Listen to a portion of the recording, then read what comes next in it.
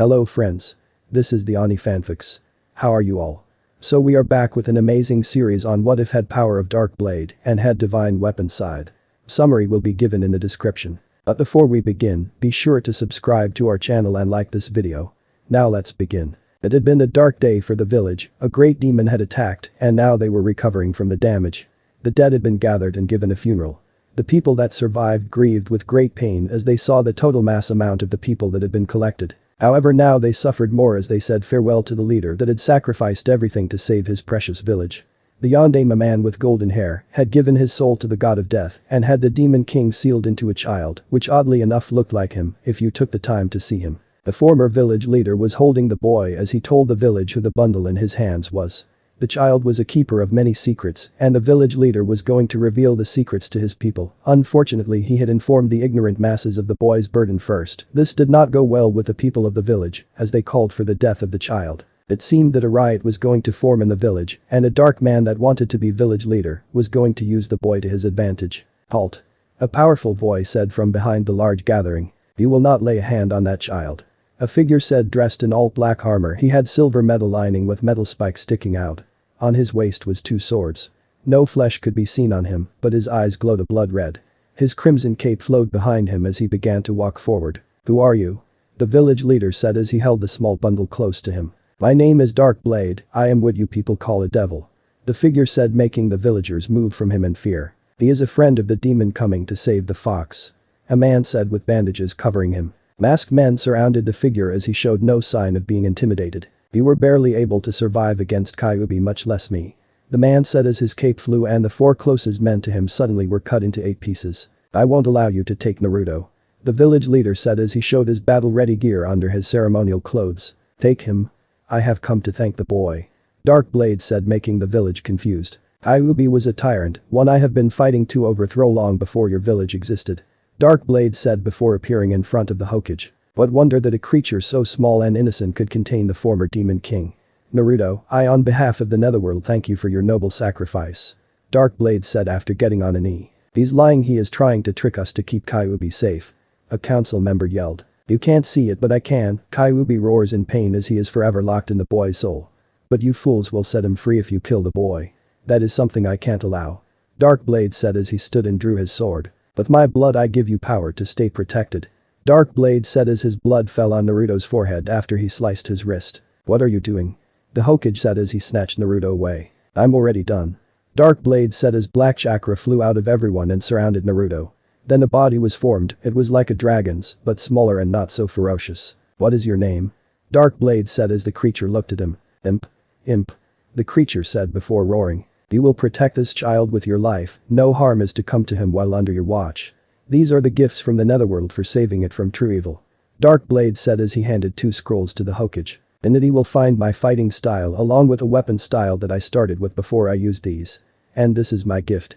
DarkBlade said as dark chakra formed in his hand, making a small scythe. He placed it on Naruto with the metal far from hurting the newborn. To the surprise of the Hokage, Naruto took hold of it as to not let go. The scythe made from the Black Dragon King, there is no weapon like it in the mortal realm. Now you will be able to kill both demons and angels or anything else in the realms. Keep the boy safe, I have another world to conquer. If Kyuubi is freed I will finish what he started. DarkBlade said before disappearing with a black flame. Imp gave a roar as it flew around the Hokage and the blonde. Imp took the scrolls and swallowed it, making the village leader confused. The Sandaime didn't know what to do, so he dismissed the village to speak with the council on what had just happened. So what now? A man with white hair said since the council was quiet except for the imp that was taking care of the blonde in the crib. DarkBlade. I think he might have been equal in power to Kyuubi. The Hokage said, making the people in the council look at him in disbelief. You got to be kidding, there is no way such creatures can exist. A woman with pink hair said as the imp started to blow fire into the air, making the baby laugh. It doesn't matter how strong he was, what are we going to do with the demon? A civilian council member said as they turned to look at the crib with the blonde, imp was flying over it making silly faces. It seems harmless, looks like all it cares about is making Naruto happy. Inoichi said as they heard the baby make noise. I meant the fox, we can't let him survive. The council member yelled before a ball of fire hit in front of him. They turned to Imp and he was glowing red as if his flesh had become a river of molten rock. In his mouth was the liquid rock forming to make another attack. DarkBlade already told you Naruto is Naruto and Kyuubi is Kyuubi. What more proof do you need? Hiashi said, making him calm down and continue entertaining Naruto. The council had seemed to take the words of the Hyuga seriously before their rage tried to overtake them. They were forced to calm down when the village leader released a blood-hungry aura. No harm shall befall Naruto. The Hokage said with a serious face. DarkBlade wants Naruto alive so that he can keep Kyuubi out of hell long enough to take over it. What if he forms an army to attack here? Sum asked as the council got quiet. I don't think he would have dared. If what the Yondame's notes are true, it's going to take a long time for Kyuubi to be destroyed. If he did create an army, he wouldn't attack because it might accidentally unleash Kyuubi. Jiraiya said as the council got quiet. Also, DarkBlade didn't seem like the type to do such a thing. He might have been a demon, but he seems to have a code of honor. The Hokage said, making the bandaged man mad. He killed 4 of our men. Danzo said as the Hokage looked at him. You mean 4 of your men? I don't recall ever seeing them in the Anbu listing. Besides, you attacked him. If he really wanted to kill us, he probably could have done it with one swipe. He wants us to make sure Naruto is kept safe, which will be difficult considering the way the village sees him. Because of you idiots interrupting my speech before I can finish. The Hokage said, making the council get quiet. What are we supposed to do then? Naruto has no family and no one is willing to take him in. The scrolls DarkBlade made were swallowed by that. Shikado said, making Imp look at him. It reached into his mouth and brought out one scroll and then the second one. Give those here, you little freak. Danzo said before Imp swallowed the scrolls again. It growled at Danzo as the man glared at the black dragon that was considered cute. That is why he ate them. You want to take them for yourself. The Hokage said, making Danzo glare. There is others that can put those things into better use than a nameless child. Danzo said, making Imp growl in rage. I don't care how you feel, those are Naruto's scrolls and no one else. I hope you do take them, that way Imp can tell DarkBlade and you can have a demon come knocking on your home. The Hokage said, making Danzo look at him in a glare. That won't happen. Danzo said before a smirk grew on the Hokage. Who knows, he gave Naruto the scrolls to make him stronger, to keep him alive. If you take them, you jeopardize his plan. Plus he seems to know what is going on, so he will get you. No one noticed when he entered the village till he talked. The Hokage said, making Imp nod its head. All we need to do is keep Naruto safe and healthy. Imp will know when it is time to train him. The academy should help as well. Shibi said, getting a nod from his fellow council members. They didn't want to risk getting another Kyuubi level demon coming to their village. Then it's decided we provided Naruto everything he needs until he becomes a shinobi capable of protecting himself. The Hokage said with a smirk before getting up and taking Naruto. Shouldn't you take that from him? Sakumo asked as the scythe was close to poking Naruto. He won't let it go and it doesn't cut him. The Hokage said as he placed Naruto's hand on the sharp steel. The baby grabbed it and nothing happened. Then the Hokage took a kunai and placed it where Naruto had grabbed it and it was cut by the scythe. Imp. Naruto needs a change. The Hokage said as he left with the demon after him. 5 years passed and the golden blonde was running through the streets of his village with a scythe on his back. No one knew where he got it, but a black harness had suddenly appeared. It reminded the Hokage of the sheaths DarkBlade had for his swords. Imp was flying after Naruto. It had not grown much in the 5 years. It was now half the size of Naruto, instead of bigger like when the blonde was a newborn. It still cared for Naruto, helping the blonde with his everyday life and playing with him. They were going to the Hokage office. The village leader had something important to tell the blonde. They sneaked past the secretary and entered the office unannounced. Old man. Naruto said with a happy smile after kicking the doors open. Welcome, Naruto. The Hokage said as he took in the look of the blonde. Naruto wore a lot of black, red and orange. The Hokage figured it was because of the demon influence around the boy. I'm here. Naruto said with a smile. I can tell, please take a seat. The Hokage said as Naruto sat on the couch. The Hokage had been talking to two Chunin. One had long black hair and red eyes, and the other purple hair and a stick of dango in her hand. You're right, Imp. Naruto whispered to his guardian. As the Hokage continued to talk to the women in front of him. They are too pretty to be the old man's girlfriends. Naruto said, making the Hokage choke on the smoke from his pipe. Don't be telling him weird things. The Hokage said before throwing his coffee mug at Imp. The creature batted it away with his tail. Both of the attractive women laughed at the scene before the Hokage calmed down and finished his meeting with them. Naruto, I got some good news for you. The Hokage said, making the golden blonde glow. You're buying me ramen. Naruto said before Imp growled his disapproval. Not today, but you are finally old enough to enter the academy. The Hokage said, making the boy's eyes grow. Really? Naruto said in excitement, which found its way to the small dragon. Yes, I have everything ready for you. All that is needed is for you to say you want to go. The Hokage said with a smile. I'll do it. Naruto said with determination, but it wavered when the Hokage raised a hand. Naruto, being a shinobi is a difficult thing. You will have to leave Imp outside of the school. You will be interacting with other students. He can't keep people away from you. However, the final year before you graduate he can be with you. Other clans that have partners like you too will allow their children to take theirs to school. You are free to have him help you study, but he can't do the work for you. To become a shinobi you have to work hard, shedding blood and tears all of your life. The Hokage said as Naruto grew a smile. I'm not going to be a shinobi, I'm going to be the strongest in the world. Naruto said, making the Hokage a bit uneasy. Since the air the boy was giving made it seem like it was a walk in the park. When that happens you can become Hokage. The Sandaime said with a smile. Naruto's dark and serious air vanished as his mouth dropped. Really? You would make me Hokage? Naruto said in disbelief, making the older man in front of him smile. He looked at the golden blonde in front of him. The one he had cared for when Naruto couldn't even walk. He couldn't believe how time flew. Only if you become the strongest and show me that you love this village more than everyone else. A Hokage must be ready to give his life to save his people, something I hope is never needed again. The Hokage said with a sad face. I won't give my life. Naruto said, making the Hokage look at him. I'm going to be the strongest, nothing will ever beat me. Naruto said with a smile, making the village leader chuckle. I hope to see that day soon. Here is some money to buy some of the tools you will need. The Hokage said, giving Naruto a wallet that looked like a green toad. This is mine. Naruto said as he took the fat wallet. It's for taking the first steps to letting me retire. If you ever have the chance, come in here again and I'll try to tell you a bit of becoming Hokage. The Sandaime said, making the blonde smile and leave with determination. Naruto is a good kid and has shown he knows when to fight and when to keep calm. The Anbu have told me that Naruto is being trained by Imp. For what I don't know, but that dragon isn't cruel, it allows Naruto to have fun while keeping him out of trouble. The Hokage said before taking a deep breath from his pipe. I wonder what that dragon's abilities are. Besides shooting a ball of molten rock. The Hokage said before starting on his paperwork. Naruto was excited even though no one could see it. Imp had taught Naruto long ago to keep a mask on as he walked in public. A serious and calm face was the best to keep people guessing. The black dragon with rock-like armor walked in front of the blonde to prevent him from getting glared by the village. It had taken almost 3 years for Konoha's populace to learn not to mess with the blonde, since it would make the dragon become aggressive. Naruto stopped at the place the Hokage had told him to get his supplies at. Imp had set a restaurant on fire after they had tried to kick Naruto out with deadly force. After that the village leader had to find who would let the blonde shop. He was upset that it was only a small percentage.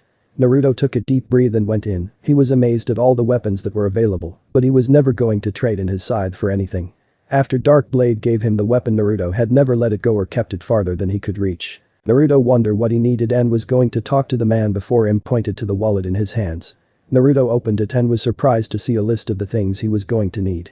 He was also surprised that in his new wallet was enough money to keep him in his apartment and his stomach full for a year. Naruto and Imp looked at each other before looking at the prices of the things available. So that is Naruto. I don't get why people don't like him, he seems like any other kid that has come here. Except they didn't carry a scythe that could easily hack a man in half. The store owner thought before Naruto turned and walked out of his store. Is he going someplace else? The man thought before he saw Naruto jump to a light pole and kick off it to reach the rooftops. That is something a kid his age shouldn't be able to do. Looks like letting the kid here is going to be fun. The man said after the shock of seeing Naruto perform the trick had left him. Naruto ran to his home. He had been able to see the quality of the weapons and figured that the level the Hokage wanted him to start at was low. Since there was a set 3 times as expensive as what the Hokage told him to get. Naruto opened the door to his apartment and rushed to his dresser. He pushed it out of his way. It showed a strange seal, one that no human would ever dream of making. Imp placed a hand on it and it glowed for a moment before a black hole appeared. The little dragon reached in and brought out a steel box. Naruto opened it and brought out all the money he had saved since the first day his home had been vandalized by people. It contained money the Hokage would give him as an allowance, money to buy his food, which he never did since Imp showed him how to survive off the land. It also had all of Naruto's birthday money, Christmas money, and money for spending at festivals and during the summer. Nothing Naruto ever used since Imp would make him spend his time in the woods of Konoha. They had found a forest that had been caged in steel wire. Imp had Naruto cut through the steel with his scythe, a process that took a half an hour, and both would travel into the woods to hunt what they could. The hunts had made Naruto develop a high level of strength since he would have to run after a meal or sometimes run from it. If anything ever got too dangerous, Imp would intervene. Naruto grabbed his money and began to fill his new wallet. Imp and Naruto were surprised that the wallet would never get full after the golden blonde had filled it with half of his life savings. They figured it might have a special ability and continued to fill it until no money was in the box. Naruto put the list of the things he needed since it was written by the Hokage, a man he saw as a grandfather. Almost everything given to him by the man was a part of his treasure. Naruto didn't know how to read, but Imp did, which is why the Hokage sent letters to the boy since the dragon would somehow tell him what he needed to do. The Hokage learned that the two had a bond like they could feel and communicate with each other, but it was instant sometimes. Naruto and Imp sealed the steel box and pushed the dresser back where it belonged. They both hurried to the store. It brought a smile to the owner, since now he didn't have to find the golden blonde. "You here to get things for the academy?" the man asked, making Naruto nod his head. "You starting a bit late, but it won't make a difference," the man said as he walked from his chair to help the blonde. "I'm starting late," Naruto said, making the man nod his head. "Everyone starts the academy when they are 5. the man said as Naruto looked at him, then at the man again. "I am 5. Naruto said, making the man's eyes grow. He stopped and began to count the years since Kyuubi attacked. He was fortunate and had lost nobody to the beast, so he didn't have a reason to remember when the beast struck. "Here, I thought you were 6 going on to 7. the man said, making Naruto look at him in confusion. "Anyways, I think I know what you need," the man said as he gave Naruto some bandages for holding kunai holders. He then gave Naruto a pouch for holding generic ninja tools and filled it with steel string, a first aid kit for beginners, some shinobi rations and a cleaning kit for weapons. He was going to grab a kunai and shuriken combo pack. But Naruto coughed. "I want those 2 sets, please," Naruto said, pointing at the ones high on the wall. The man recognized them for being weapons only Anbu carried. They were heavier and stronger than the basic set by almost 5 times. They also had been made with seals that helped them not be affected by the environment. A person could throw them in a hurricane and still get a bullseye from 30 yards away. He smiled and reached for 2 sets. "The big ones, no reason I should worry about losing weapons anytime soon," Naruto said, making the man nod his head. "Sure, you also get this scroll to help you explain how to use these kunai," the man said, making Naruto a bit confused since he was only going to be throwing the deadly weapons. "Make sure not to lose them, otherwise we will get in trouble," the man said, bringing more confusion to the blonde. He gave the weapons to Naruto, forgetting how heavy they were. He was going to take them back before the blonde easily carried the weight. They walked over to the counter when the store owner didn't see Naruto struggle. "That's all the basic things. Once you start using chakra at school, come see me so that I can give you a few jutsus," the man said as he rang Naruto up. He got curious when the blonde placed the weapons on him like a real shinobi, but showed no sign of being slowed down. "Can I see your side for a moment?" the man said, making Naruto turn to him with a glare. "I won't take it, I promise, just that I've never seen a weapon like it," the man said, making Naruto look at him. "Only for a little while," Naruto said, taking the side out of his harness and giving it to the man with one hand. "This thing must weigh at least 20 kilos, no wonder the holders didn't affect him," the man thought before handing the all-black side with a few silver decorations on its handle. "That's one hell of a weapon, make sure not to lose it," the man said as Naruto got serious. "I won't lose it, my side is very important to me," Naruto said before a smile grew on the man. "I have 2 seals you might want to look into," the man said as he led Naruto to a seal section. "This one makes a weapon return to its sheath or harness by using this jutsu. However, you have to buy both parts of the seals and put it on the harness and weapon," the man said, making Naruto look at him in awe. "As long as it isn't more than 50 miles from you, it will return," the man said, making Naruto become excited. He quickly bought the seals and the store owner helped him place it on his weapon. Naruto was amazed as the man did the needed hand seals. Before he finished, he took Naruto's hand and cut it. Naruto would have complained, but the blood was put on his harness and his side. The man did a few more hand seals before the seal and blood disappeared into the weapon and harness. "Now make these seals and try to focus chakra into it," the man said as Naruto slowly copied him. The golden blonde jumped in excitement as the weapon and harness suddenly appeared strapped on his back like before. "Now give me the side, we need to check if the seal on it was done right," the man said as Naruto gave him the weapon. To the shock of the blonde, the man put it inside a metal safe. "Now do these seals," the man said as Naruto copied him. Naruto was confused why he was doing them with only one hand, but soon figured out why when his scythe appeared in the free hand. "What do you think?" the man said as Naruto smiled at him. "Thank you, sir," Naruto said before strapping his scythe on the harness. "The name is Gendo, but don't mention it, just wanting to make sure my newest customer gets everything he needs," the man said before Naruto bowed his thanks and left with a smile. "It's going to be fun seeing you grow up, Naruto," the man said as the golden blonde walked out of his store. "He sure had a lot of money for a little kid," Gendo said before waiting for the next person to come in. Naruto hurried to his training ground to learn how to throw his new weapons. A month passed and it was finally time for school to start. The golden blonde showed up with new clothes that left many of his fellow students speechless. Naruto had an all-body cloak on. It didn't show one bit of his body. He had all black gloves with a Roman number 9 on them. It was surrounded by 9 foxtails. His outfit was black with some red and gold for decoration. Anyone could tell it was not designed by human hands. His face was covered with a black silk screen that came from the hood he had on. Naruto had black closed shinobi sandals, making sure nothing of him was shown. On his back was the Scythe like always. Naruto smiled as he made his way through his new schoolmates. On his back was his clan symbol directly where his heart should be. Imp felt that Naruto might be corrupted by the humans if he let his master mend with them, so it created Naruto's new outfit from scales of his own body and those of his kind. Unknown to the blonde, it was like he was wearing a silk suit of armor. It would make it difficult for anything to hit him, and its softness would cushion Naruto so it wouldn't scrape him like armor plates. Imp smiled since dragon scales were stronger than steel and could take a chakra beating. It had taken the miniature dragon a long time to obtain the necessary material. Since Naruto was going to be quiet and distant, he was given the veil over his face so that he could hide his facial expressions. As far as the dragon knew, no one was going to be seeing Naruto anytime soon. Naruto was having a monstrous amount of fun as he would make faces at people, and they had no idea what he was doing. The bell rang and everyone had to go to their class. Attendance was called, and the instructors were surprised at who answered to the name of Uzumaki Naruto. However, the black scythe on his back easily confirmed it was the golden blonde. Naruto found school to be a bit boring, since all they did was read and some physical exercises to improve their balance and reflexes. 3 years passed and finally they had started to learn about wielding and using chakra. Which Naruto found confusing since Iruka said chakra was usable when a person was 3. The golden blonde quickly learned hand seals and had learned one-handed seals on his own. Imp was watching over Naruto from the tree line as the golden blonde would live his school life. On weekends Naruto would go to their training ground and hunt for meat for the week. In the afternoons Naruto would train in the scrolls DarkBlade had given him. The golden blonde was struggling to learn, but what he did know made him unbeatable in the class.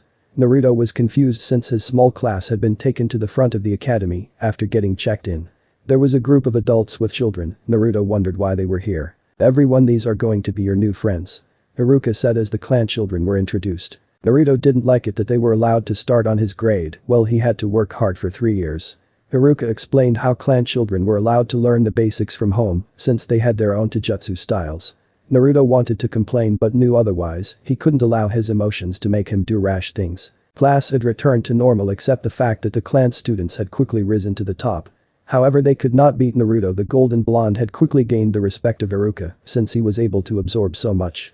The Chunin had given Naruto private lessons in the afternoon after he found the blonde reading in the library. After that, Iruka would push Naruto with harder things. His colleague thought the Chunin was trying to break the blonde, so when it was time for physical work, he made things harder.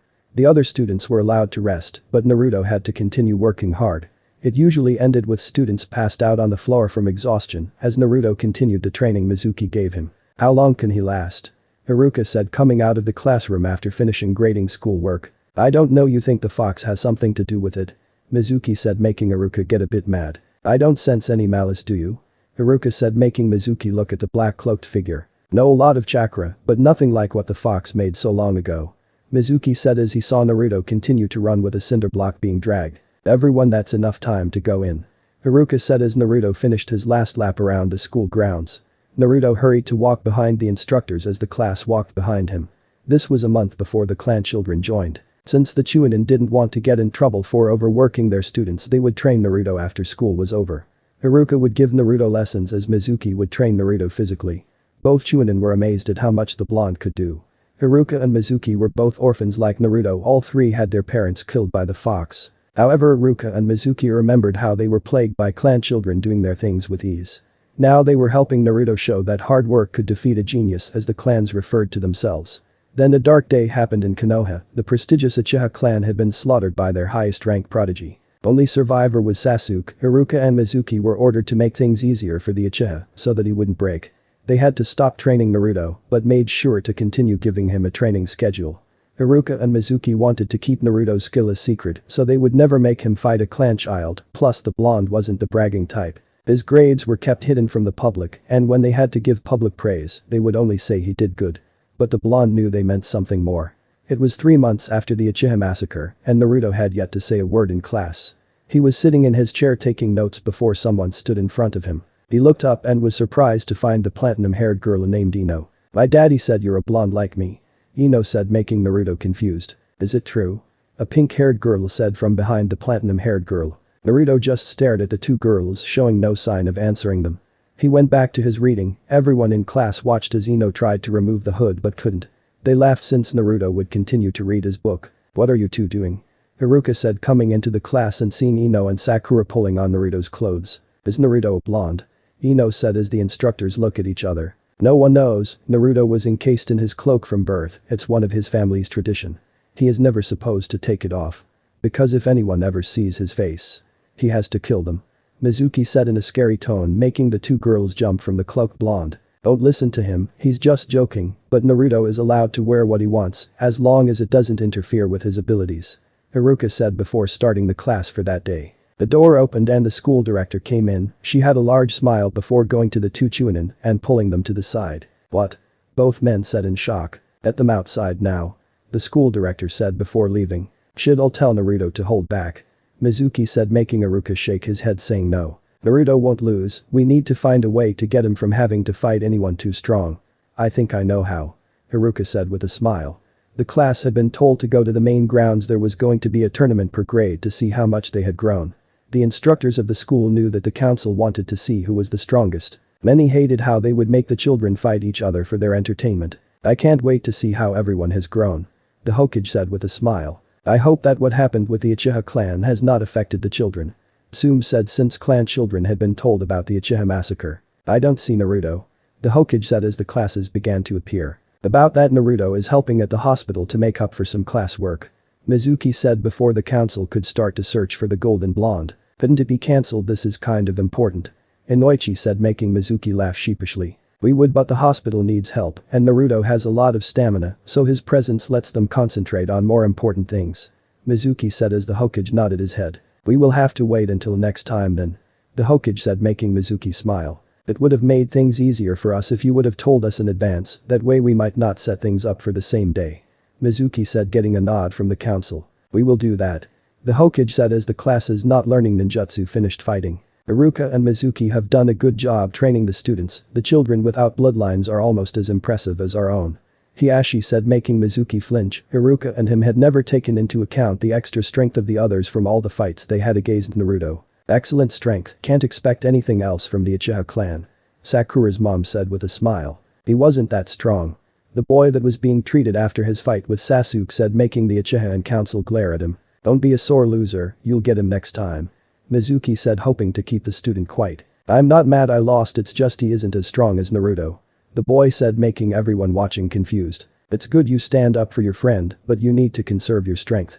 Mizuki said before slipping 1,000 ryo bill in the hand of the student. Be quiet. Mizuki whispered, making the boy nod his head. Is there something you are not telling us?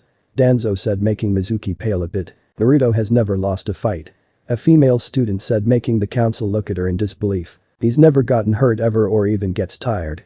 Another boy said, making Mizuki wish Haruka was here to bail him out. Isn't his score average?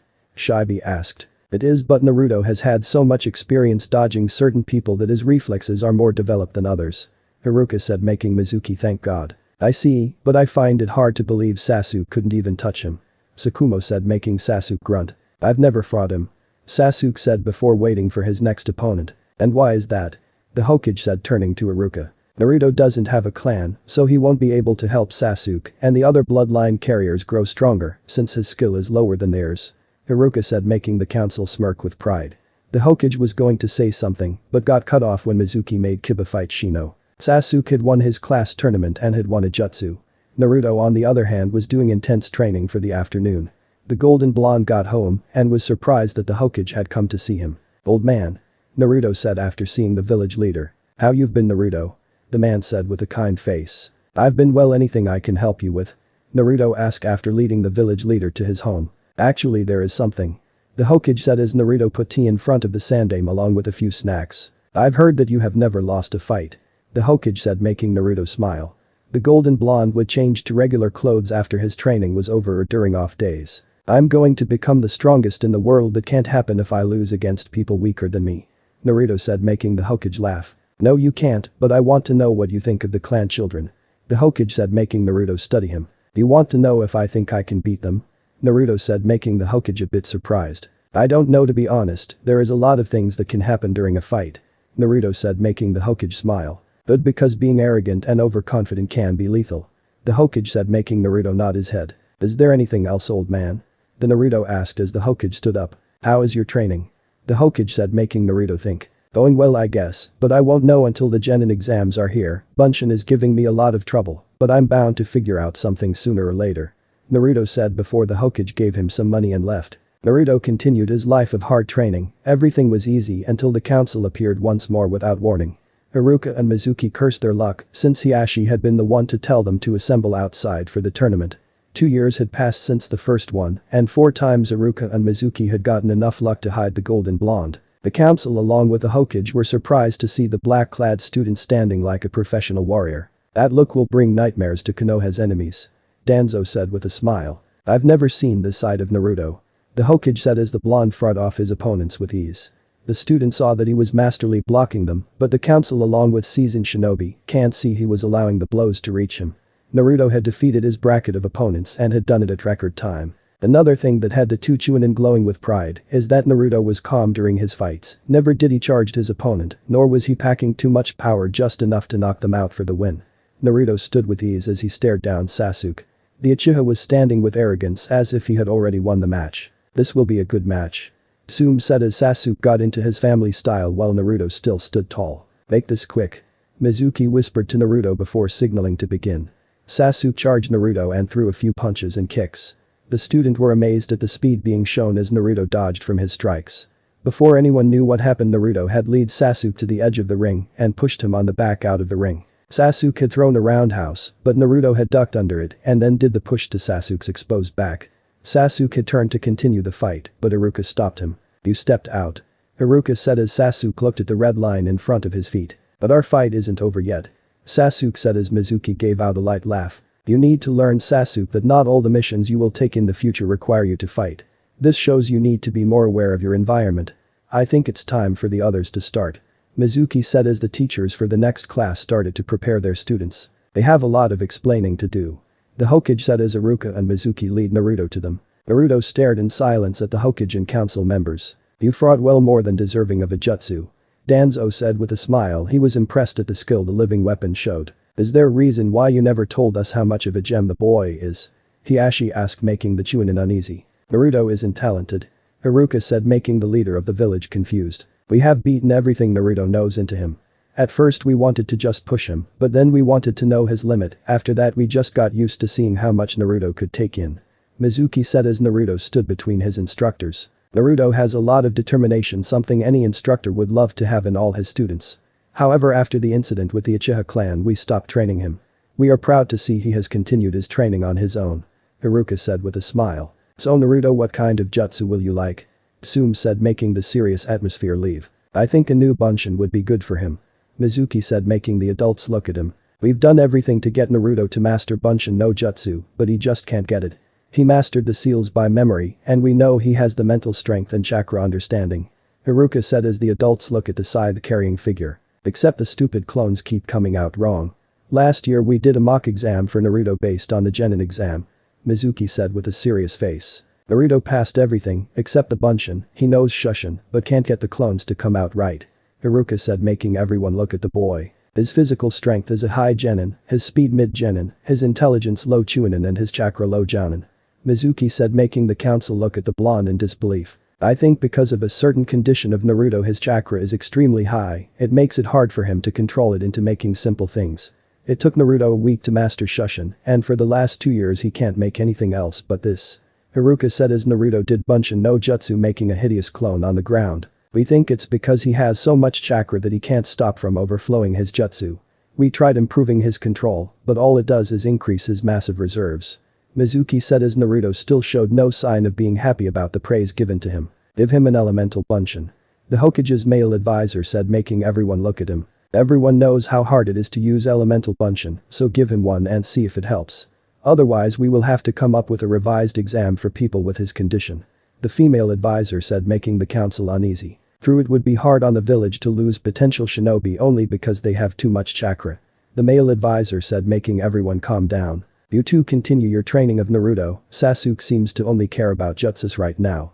Hiashi said as the raven-haired boy was glaring at their direction. Here is some money to get Naruto his jutsu, buy it for him after school is over, however keep him as much as a secret as possible. Wouldn't want our enemies to get word on him.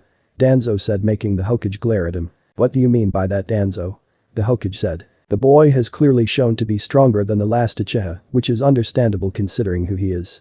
It is for the benefit of Konoha to have a hidden ace, while the world only sees Sasuke. Or would you rather have people doing that to the boy? Danzo said, pointing at Sasuke as he was surrounded by fangirls. No, not really. The Hokage said after releasing a sigh. Naruto will help protect Konoha, and once he becomes a shinobi the world will know his power. Danzo said with a smirk. No, I don't want anyone graduating early anymore, or did you all forget what happened to Itachi and Kakashi? Both became unstable from not having a normal childhood. Naruto will graduate with those of his age. The Hokage said with a commanding tone. As you wish, besides more training right now will probably be best for him. Danzo said before leaving. I'll go get that jutsu for Naruto, you keep an eye on the class. Mizuki said before Naruto took the money from Iruka and both ran out of the academy grounds. He sure is in a rush to help Naruto. Shikado said, making Iruka smirk. Mizuki was changing, he was becoming dark, but Naruto took all the rage Mizuki had, probably some leftover from the day his mother died.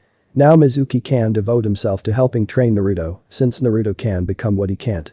Iruka said before they went on to see the next rounds of fights. 2 years passed and it was finally time for the exams. Iruka and Mizuki had been able to keep Naruto's abilities a secret, which was difficult with all the numbers of times Sasuke had wanted to fight him.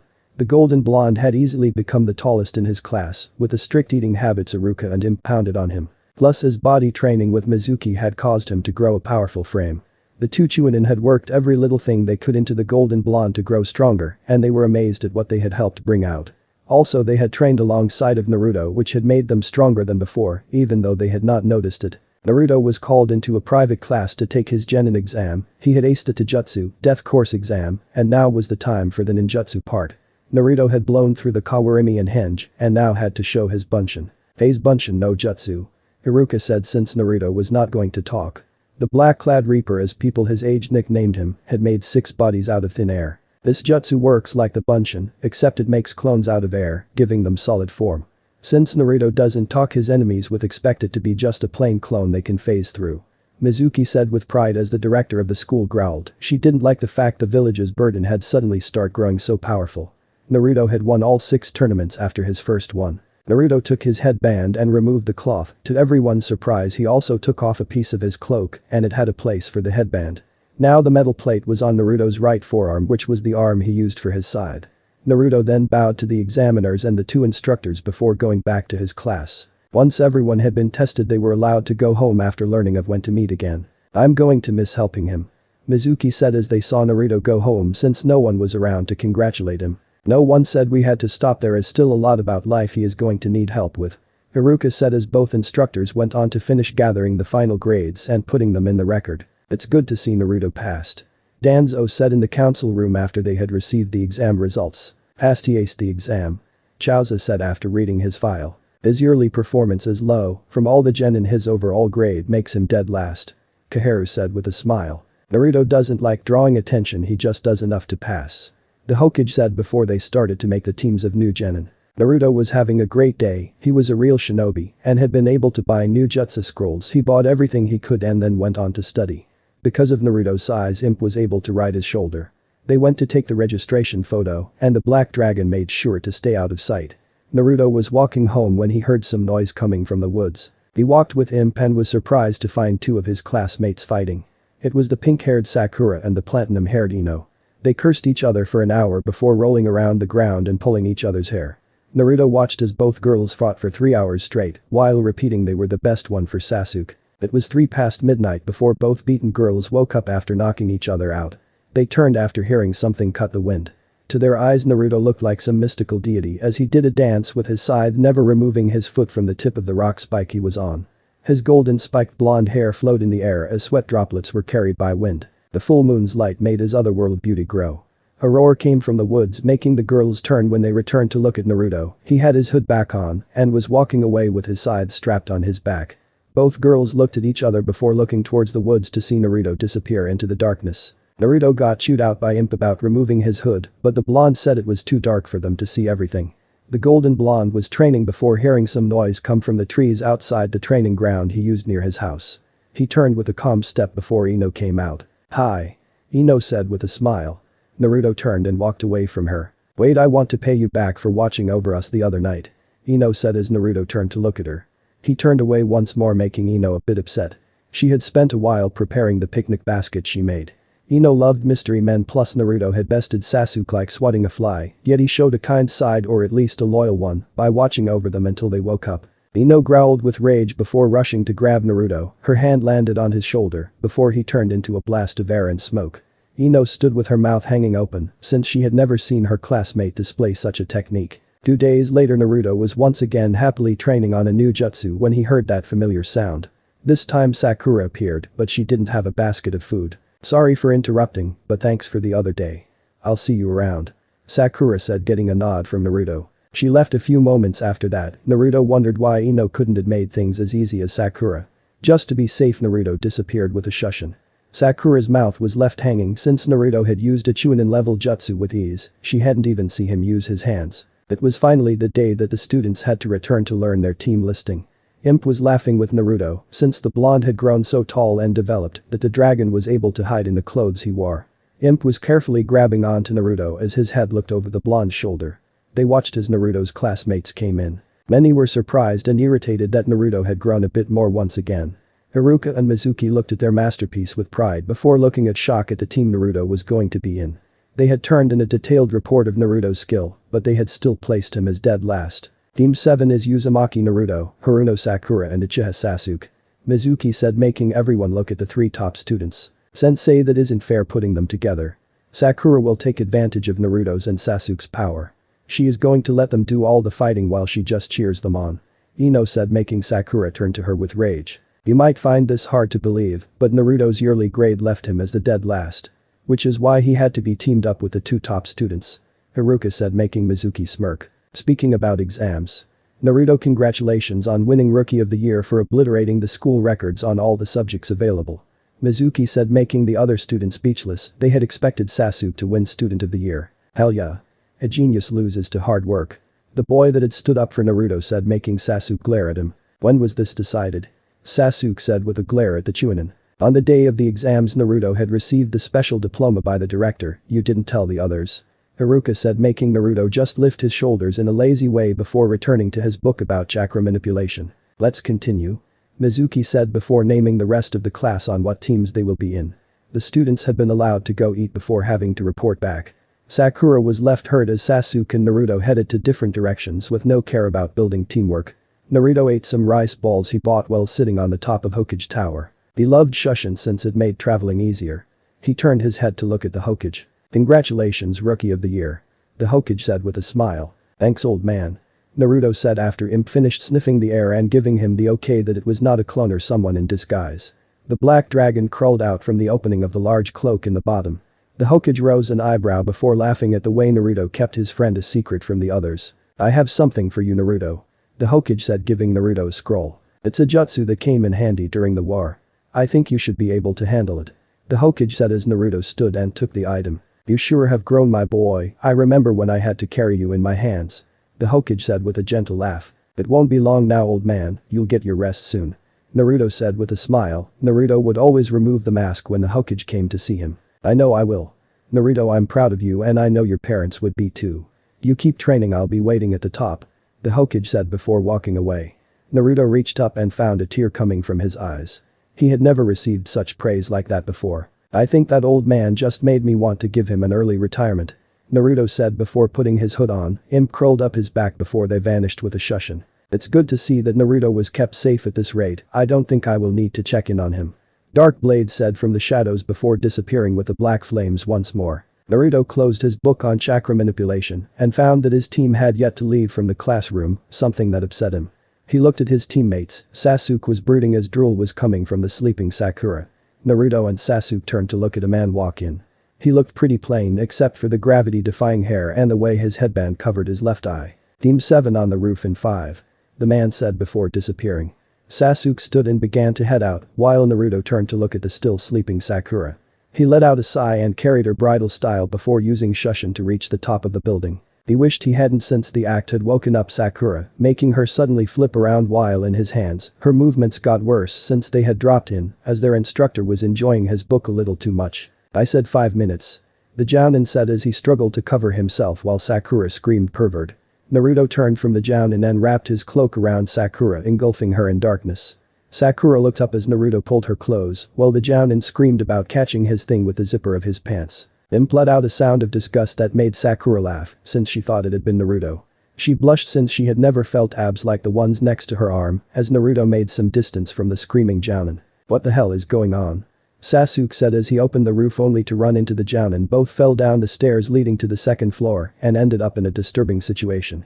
Naruto's cloak moved off Sakura's head as the blonde closed the door of the stairs and let out a sigh. Naruto looked down at Sakura and saw her blushing. We should never speak about this. Naruto said, making Sakura shocked. Naruto's voice seemed like something out of a dream. It was full of power, yet it was calming when it reached her ears. Naruto lowered her to the ground and unwrapped his hand from her after getting a feel she wasn't going to collapse. Naruto then went and sat in the shadow of a tree. You can talk. Sakura said, making Naruto look at her. Why don't you? Sakura said after Naruto nodded his head. You should do it more often. Sakura said after Naruto lifted his shoulders to say he didn't know why he didn't. Sensei wanted me to give you this. Sasuke said after opening the door of the stairs. Sakura's and Naruto's eyes grew as some white almost milky substance was in Sasuke's hair. Sakura jumped back from Sasuke when he tried to hand her one. Naruto used his scythe to grab his, and Sasuke put Sakura's copy since she wasn't going to get it anytime soon. Sasuke left and his teammates didn't inform him about the substance in his air. Sakura looked at Naruto. Naruto read his paper over before disappearing with Shushin to prepare for the exam their Jounin instructor had. Sakura turned to leave and wondered what grudge Kami had against her. Naruto entered his favorite shinobi store and walked into the projectile section. He got 2 more packs of the high-grade kunai and shuriken. The packs he had now were still full, but Imp had just added 2 more pockets areas for extra weapons or scrolls. Naruto brought the packs over to the counter and waited for someone come ring him up. The girl with 2 hair buns came from the back with a smile and almost left when she saw Naruto. Naruto lifted his wallet and shook it a bit to bring her back into reality. I know that wallet. The store owner said, making the girl turn to him. Who is this Tusan? The girl asked as she studied Naruto. One of my top customers, so here to add more weapons to your arsenal. The man said with a smile, making Naruto nod his head. I just got in 2 more styles, you want to buy them to study them? The man said, making Naruto nod his head. That's a Taijutsu and a Kinjutsu style, neither blends with the other. The girl thought as the cloaked stranger paid for the things he was taking. You take care, and if you need anything else just ask. The store owner said before Naruto bowed his head in a thankful manner. So? The girl asked, making her dad look at her. So what? Her dad said while going back to do his smithing. You're not going to tell me who he is? The girl said with a mad face. Oh, you'll be hearing about him soon enough. Her dad said with a smile before closing the door to his smith yard. What is that supposed to mean? The girl said before going outside to see if she could get a glimpse of the cloaked figure. Naruto had used a Shushin to leave. He loved the technique, but it wasn't flashy enough for him. He had decided after a year of being to do it with ease that he needed to make his own version. He was practicing his one-arm swings with his scythe while using the other hand to read the books he had just purchased. Imp was reading over his shoulder since it had nothing else to do. After the limited workout was finished, he went home to rest. The next day his team was waiting at the training ground the Jounin had picked. Sasuke glared at him. Naruto assumed it was because no one warned him about the substance in his hair yesterday's afternoon. Sakura looked upset but mostly sleepy. Naruto, like always, kept a safe distance from them and just sat in the shadow of a tree, making it hard to see him. 4 hours passed before Imp woke Naruto up about the Jounin appearing. The man was radiating bloodlust, which Naruto found was justified. Sakura sunk behind her teammates as the Jounin brought 3 very expensive and delicious bentos to show them. Since yesterday was chaotic, I am going to tell you a bit about myself. My name is Hada Kakashi. I hate brats. I like hurting brats. And my dream is to crush 3 certain brats. Kakashi said as his right eye looked ready to shoot out flames. Why don't you go next, Pinky? Kakashi said, making Sakura flinch. My name is Haruno Sakura. My dream. Sakura paused to look at Sasuke and then their instructor. Is to die of old age. I hate jerks that don't understand, no. Sakura said, making Kakashi calm 1% of his rage. I'm the Uchiha Sasuke. I hate fangirls and sickos.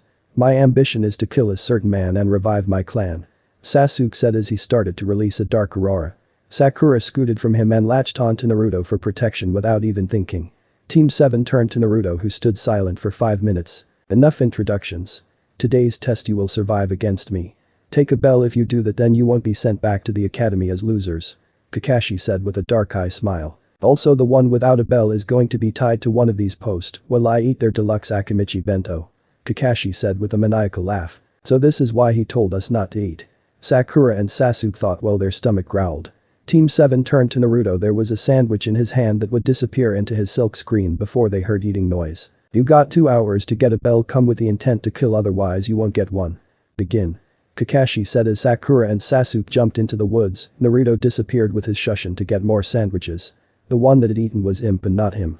He had actually listened to the note and had not eaten. Kakashi's blind rage had almost left him after seeing that his team had some skill.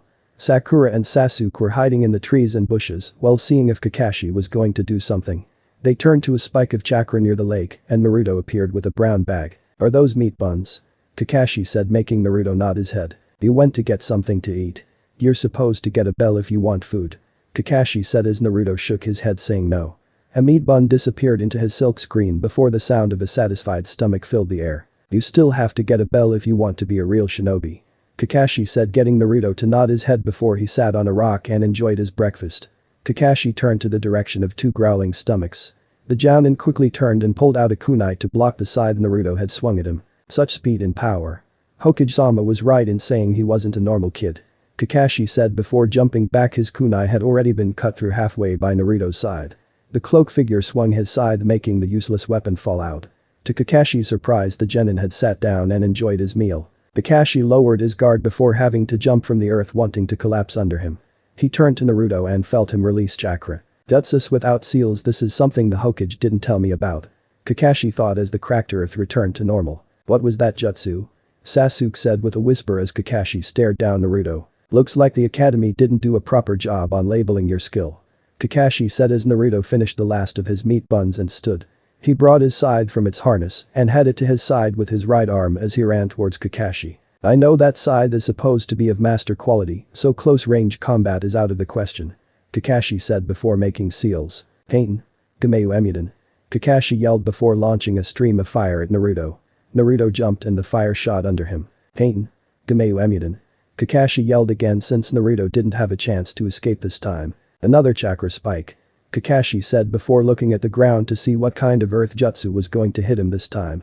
To his shock, water flowed from the lake and made a wall in front of Naruto, protecting him from the deadly flames. Naruto landed on the ground before bringing his scythe back, looking like he was going to swing something away. Do different elemental jutsus.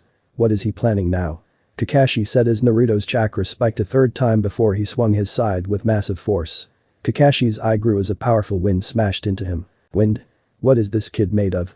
Kakashi thought before using Kawarimi to escape. Sakura and Sasuke saw as the log was then shredded to pieces by the powerful wind before it died down. Naruto brought his scythe to his back before reaching into his coat and bringing out another bag of meat buns. He disappeared with Shushin only to make Sakura jump when he appeared behind her. This is for me? Sakura said as Naruto offered her the food and 2 cans of tea. Sakura took the items and was going to thank Naruto before he disappeared once more. If it wasn't for the spikes of chakra, I wouldn't know where he was at. That's something I am going to have to fix. Kakashi thought with a smile. Naruto's skill and kindness to his teammates made Kakashi forget his rage.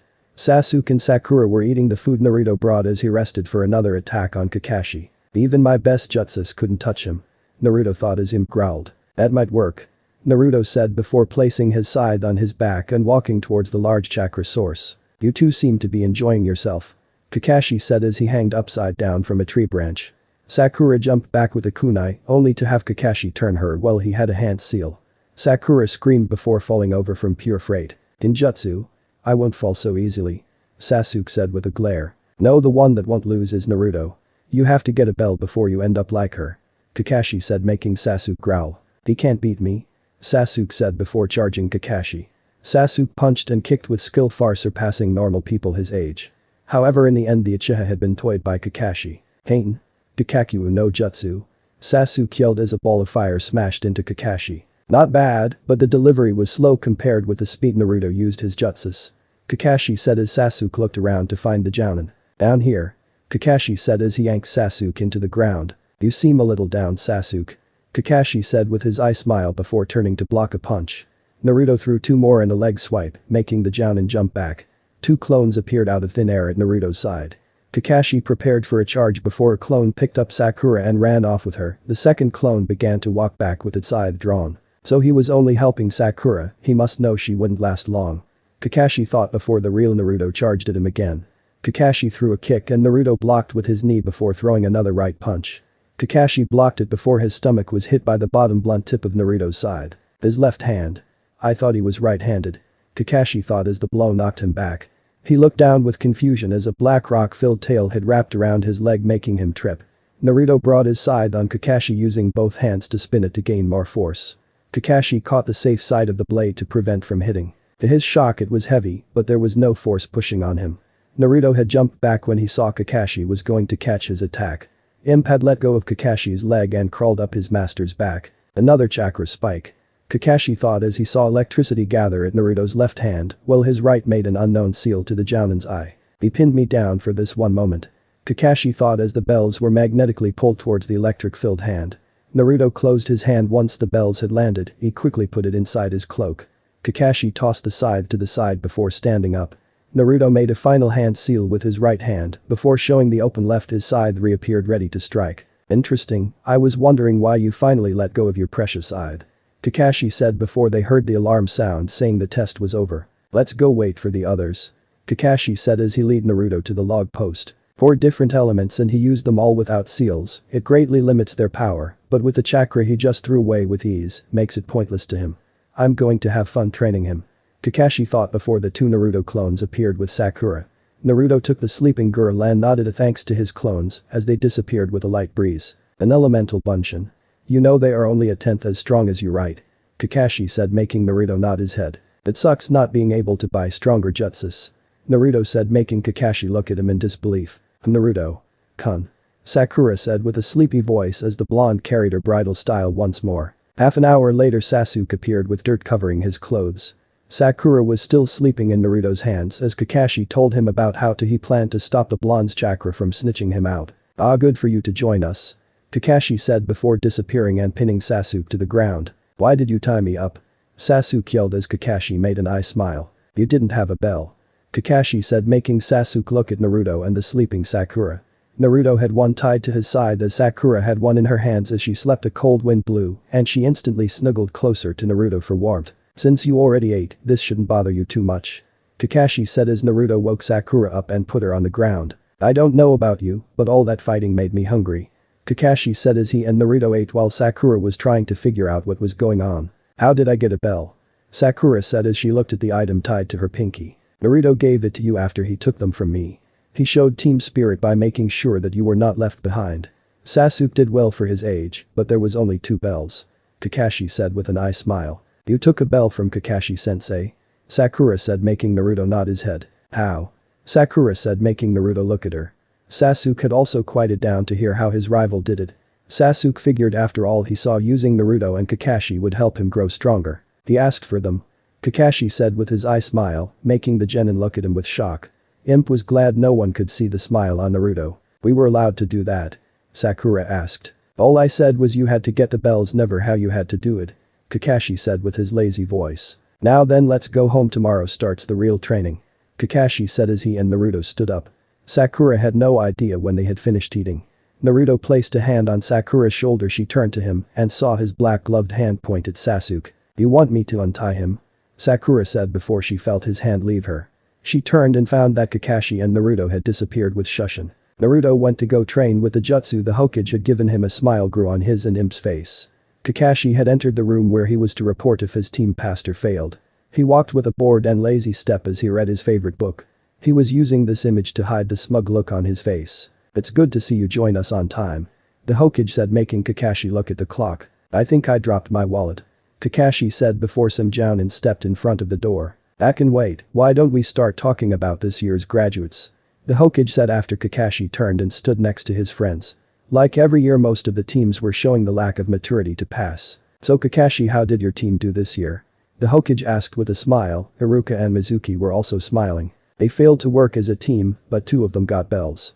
Kakashi said never looking from his book. It must have been Sasuke and Sakura, they were ranked as the top of the class. A Jounin said from the back. Actually Naruto got both bells and gave one to Sakura after I knock her out with a Jinjutsu. Sasuke was up to his head with dirt when that happened. Kakashi said while turning a page. How did the boy get the bells? An older Jounin said before having to correct himself from glares from the Hokage and 2 Chunin. He bombarded me with different elemental attacks until he got close enough to pin me to the ground. I would say he is near the borderline of being Chunin. Kakashi said, never looking at the shocked look of the people in the room. Explain. The Hokage said, making Kakashi look up to him. He started with Doton, blocked with Suiton, countered-attacked with Futen, and got the bells with Raiten. He also used Shushin and Bunshin with ease during the fight. Not to mention he did this to my kunai with his scythe. Kakashi said, showing the half-cut weapon. How did he learn to use so many different elements? Kurenai asked as the two Chunin in the back glowed with pride. You two sure made it hard for anyone to expect anything from him. The Hokage said, making Iruka and Mizuki smile. He told us he planned to help you retire, so we trained him to fight anything that could show up. Mizuki said with a smirk. Naruto can use all 5 elements with ease, we spent hours teaching him how to identify opponents. Naruto is what a person would consider an analytic fighter. Iruka said, making everyone look at him in confusion. We pounded him with all the information available on Fuinjutsu, Jinjutsu, Kinjutsu, Ninjutsu and Taijutsu. If it uses chakra, Naruto will have a way to identify it and counter it. He hasn't mastered one field, but he can easily use them for his advantage. Mizuki said as the mouths of the Jounin dropped. His massive chakra reserves and the ridiculous dexterity of his body makes him someone that can last a long time fighting. The last time we sparred with him while taking turns, it took us 5 hours to take him down. Not to mention all the books we have him reading about strategy and fighting. Naruto's IQ is over 200 when it comes to battle. Iruka said, making the Hokage laugh. Oh, and chakra is weakened on him. I think it might have something to do with his cloak, he told us it was made by imp. If a jutsu is too weak, it will literally bounce off him, same with weapons. Mizuki said, making the Hokage look at him. Thank you for the detailed explanation. Asuma, Kurenai, how did your team do? The Hokage said, making his son turn to him. The cigarette in the Jounin's mouth fell out, since he was still surprised at what they learned about the one considered the dead last. They passed, took them a while though, but teamwork was easy for them. Asuma said before looking at the Chunin leave. My team needs some work, but they learned from their mistakes. Kurenai said as Mizuki closed the door of the room. Is that all the teams that passed? The Hokage said as the room stayed quiet. Then I wish you the best of luck. The Hokage said before standing and leaving. Naruto had been with his team for over a month and he didn't like how they cut into his training. Kakashi's team training seemed pointless to him since the other two couldn't keep up with his speed, nor were they in sync with him to harm the Jounin. By the end of the day, it ended up with Naruto having to spar Kakashi on his own. Iruka and Mizuki weren't lying about him lasting a long time. Kakashi thought after Naruto had kept attacking him for over an hour after his teammates burned out. That's enough, it's time for a mission. Kakashi said with his eye smile. Sakura and Sasuke groaned as they were left behind by their teammates. Naruto walked with Kakashi at his side while reading a book on the theory of using chakra to amplify a person's body. A subject he found extremely interesting. Kakashi stopped and so did Naruto. They were a few feet in front of the tower as a team. Kakashi didn't think his students were ready for turn to them. My eternal rival. Are you here to request a mission as well? A man wearing all green said as he did a pose. Did you say something? Kakashi said, making the green beast scream. My hip rival, what a cool way to throw me off. Guy said before looking at Naruto as he walked past him and his team towards the tower. I see you're passing your hip ways to your student. Guy said as Naruto entered the building. He must have felt it would kill his brain cells staying any longer near you. Kakashi said as the two teams entered the tower. Well then, I expect to hear good things from you three. The Hokage said as Iruka and Mizuki stood in front of Naruto. We'll be borrowing Naruto for a while. Mizuki said before the three left the mission briefing room. Bring him back in one piece. Kakashi said, making the mouth of Guy and the Genin drop. And here I thought you were going to stop them. The Hokage said, making Kakashi turn to him. Why would I? Naruto is more than capable of working with others. We're here for a mission. Kakashi said, making the Hokage nod his head and reach into the ever-endless D-rank missions. Sensei, is that allowed? The mini green beast said, making his instructor turn to him. If the Genin is skilled enough, yes. Guy said, wondering what was going to happen with the black-clad boy. Naruto and his Chunin instructors were training as clones, did the petty D-rank missions. The clients and people around watched with awe as the strange scene would unfold throughout the village. Naruto had done 10 missions with ease and was sitting down in a restaurant with the Chunin. I think that was good for today. By the end of the week you should have enough D ranks to qualify for a C. Now Naruto, since you are special, we can't let you spend too much time outside the village. Iruka said, making Naruto study him. You're to become Konoha's hidden ace, so we need to move as fast as possible when we start heading out the village. Also, to secure your safety, we will be doing missions with other teams nearby in case something goes wrong. Mizuki said, making Naruto nod his head. Let's go turn these in so that we can go home. Iruka said as the three stood in union and placed enough money to pay for their orders. Naruto had gotten upset that the Hokage made him do twice as much D ranks than normal, but he understood since he was using clones. 2 months passed as Naruto would do his team training and daily spar with Kakashi. Then a C rank mission in the afternoon with Iruka and Mizuki. They would sometimes return late at night, and on Friday they did a weekend mission since Team 7 was off during those days.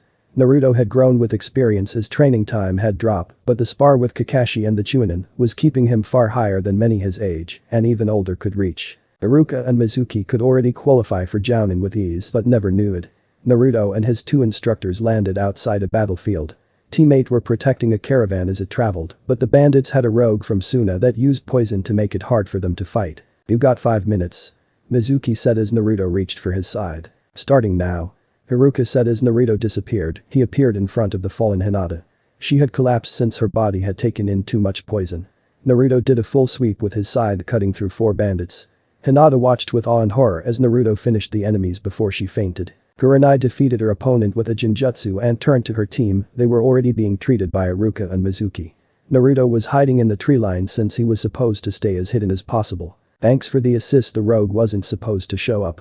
Nor the fact they used some sort of poison trap. Kurenai said after Iruka and Mizuki turned to her. "For Konohinin we watch each other's back," Mizuki said before Hinata made some noise. "Naruto-kun," the shy girl said, making Kurenai look at the Chunin. She turned to the bandits and noticed their wounds were too big for anything the men had on them. She was going to say something before the Chunin disappeared with Shushin. "Now all we have to do is wait for your team to become strong enough for the Chunin exams and then we can take you to more challenging missions," Iruka said as they entered the gates of the village. "Go rest, brat, and we will report tomorrow," Mizuki said as the 3 vanished to different directions. Naruto was surprised when he found someone sitting at the front of his apartment. "Mo Naruto, it's you," Ino said after Naruto shook her awake with his hand. "May I come in?" Ino said after Naruto opened his door. He looked at her for a moment before deciding to let her in. "Thanks, this place looks so plain," Ino said as she saw the apartment Naruto had. It was small since it was full of shelves with books. Naruto placed his scythe on his bed before heading to the fridge and bringing out some juice cans for them to drink. Imp crawled out of his cloak and scurried to under the bed. "What was that?" Ino said as she turned to look at the bed. Naruto got up and went to a cabinet and brought out a bag of lizard food. "You have a pet?" Ino said, making Naruto look at her with confusion. He never thought of Imp like that. "What's his name?" Ino said before a bell rang on Naruto's clock. "Oh god, it's late, my dad is going to kill me. I got to go," Ino said, standing up. "Before I forget, I wanted to know if we can spar on Sunday, even for just a little while," Ino said, making Naruto look at her in confusion again. "You're the strongest guy I know and a mission went bad the other day, I don't want to feel helpless again," Ino said, making Naruto nod his head in understanding. "I'll see you on Sunday then," Ino said before rushing out of his apartment. "She didn't even finish her juice," Naruto said after closing the door. He took the half-full can and finished it. Naruto was surprised he was standing with his team and not the Chunin as they were in the mission briefing room. Iruka and Mizuki have returned to their jobs as instructors at the academy. The Hokage said, already knowing the question Naruto wanted to ask. He only nodded his understanding. "I deserve some extra missions. These chores you have given me is not worthy of Uchiha Sasuke," the raven-haired boy said, making Sakura release a sigh. She had grown tired of hearing Sasuke talk to himself in the third person. "You have enough missions under your belt for something special," the Hokage said before signaling for a man to be let in. "So these the brats that are going to defend me?" a drunk said before his eyes grew when he saw Naruto standing next to Kakashi. "Now that is more like it," Tetsuna said as he walked over to Naruto to study him. "Yup, these two will do greatly," Tetsuna said, smiling at the Hokage. "Good, but I'd like to have you know that Sakura and Sasuke are considered the best in their graduating class," the Hokage said while struggling to keep a straight face. "Really?" Tetsuna said with doubt in his voice as he turned to look at the smaller genin. "Team 7. the Hokage said with a serious face, making them line up and look at him. "Tetsuna is a very important and skilled bridge builder. You are to escort him while he finishes a bridge in his home country of Wave," the Hokage said, getting Naruto to nod as his team responded with a hi. "The mission will take a month, so make the necessary preparations. You are to leave in an hour," the Hokage said before tossing Kakashi a scroll. "Meet up at the west gate," Kakashi said as Naruto disappeared with Shushin. Team 7 was at the gate and were waiting for the last member to show up. Naruto tapped his scythe on a tree, making his team and Tetsuna turn behind them. "How long have you been there?" Sakura asked. 10 minutes, I'm surprised you didn't notice him," Kakashi said before following after the walking Naruto. "Is there a chance we might run into shinobi?" Sakura said after an hour of walking. "Normally no, on missions like this such a thing is rare. Besides, Wave is not a country that has a ninja force and it is located between 2 major villages, so they don't need one," Kakashi said, making Sakura more relaxed. Another hour passed before they came upon a weird sight. It was weird to Naruto's eyes. There was a puddle of water on the ground. He quickly tuned back and got a nod from Kakashi.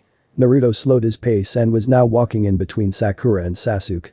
They walked over the puddle. A few moments later Kakashi did the same, but not before two shinobi appeared out of the substance and wrapped him up.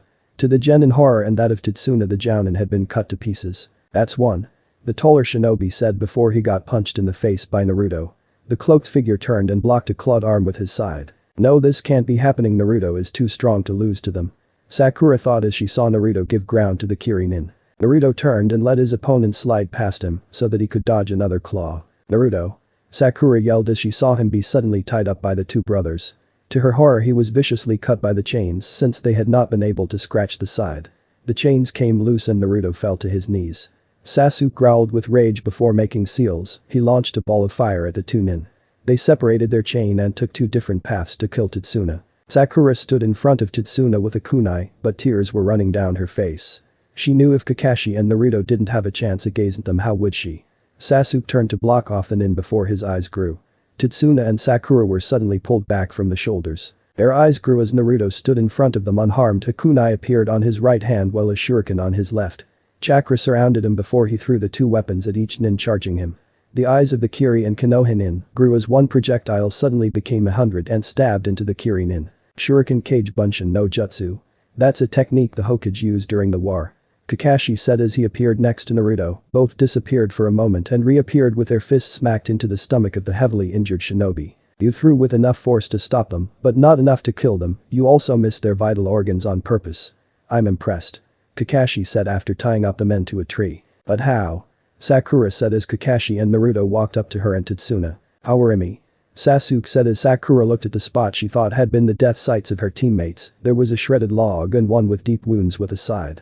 The scythe disappeared and reappeared in Naruto's hand before he placed it on Tetsuna's neck. Now Naruto, there is other ways to get information, no need to use violence," Kakashi said as Tetsuna paled. "Well, that was an interesting story," Kakashi said after Tetsuna spent half an hour trying to guilt them into continuing the mission.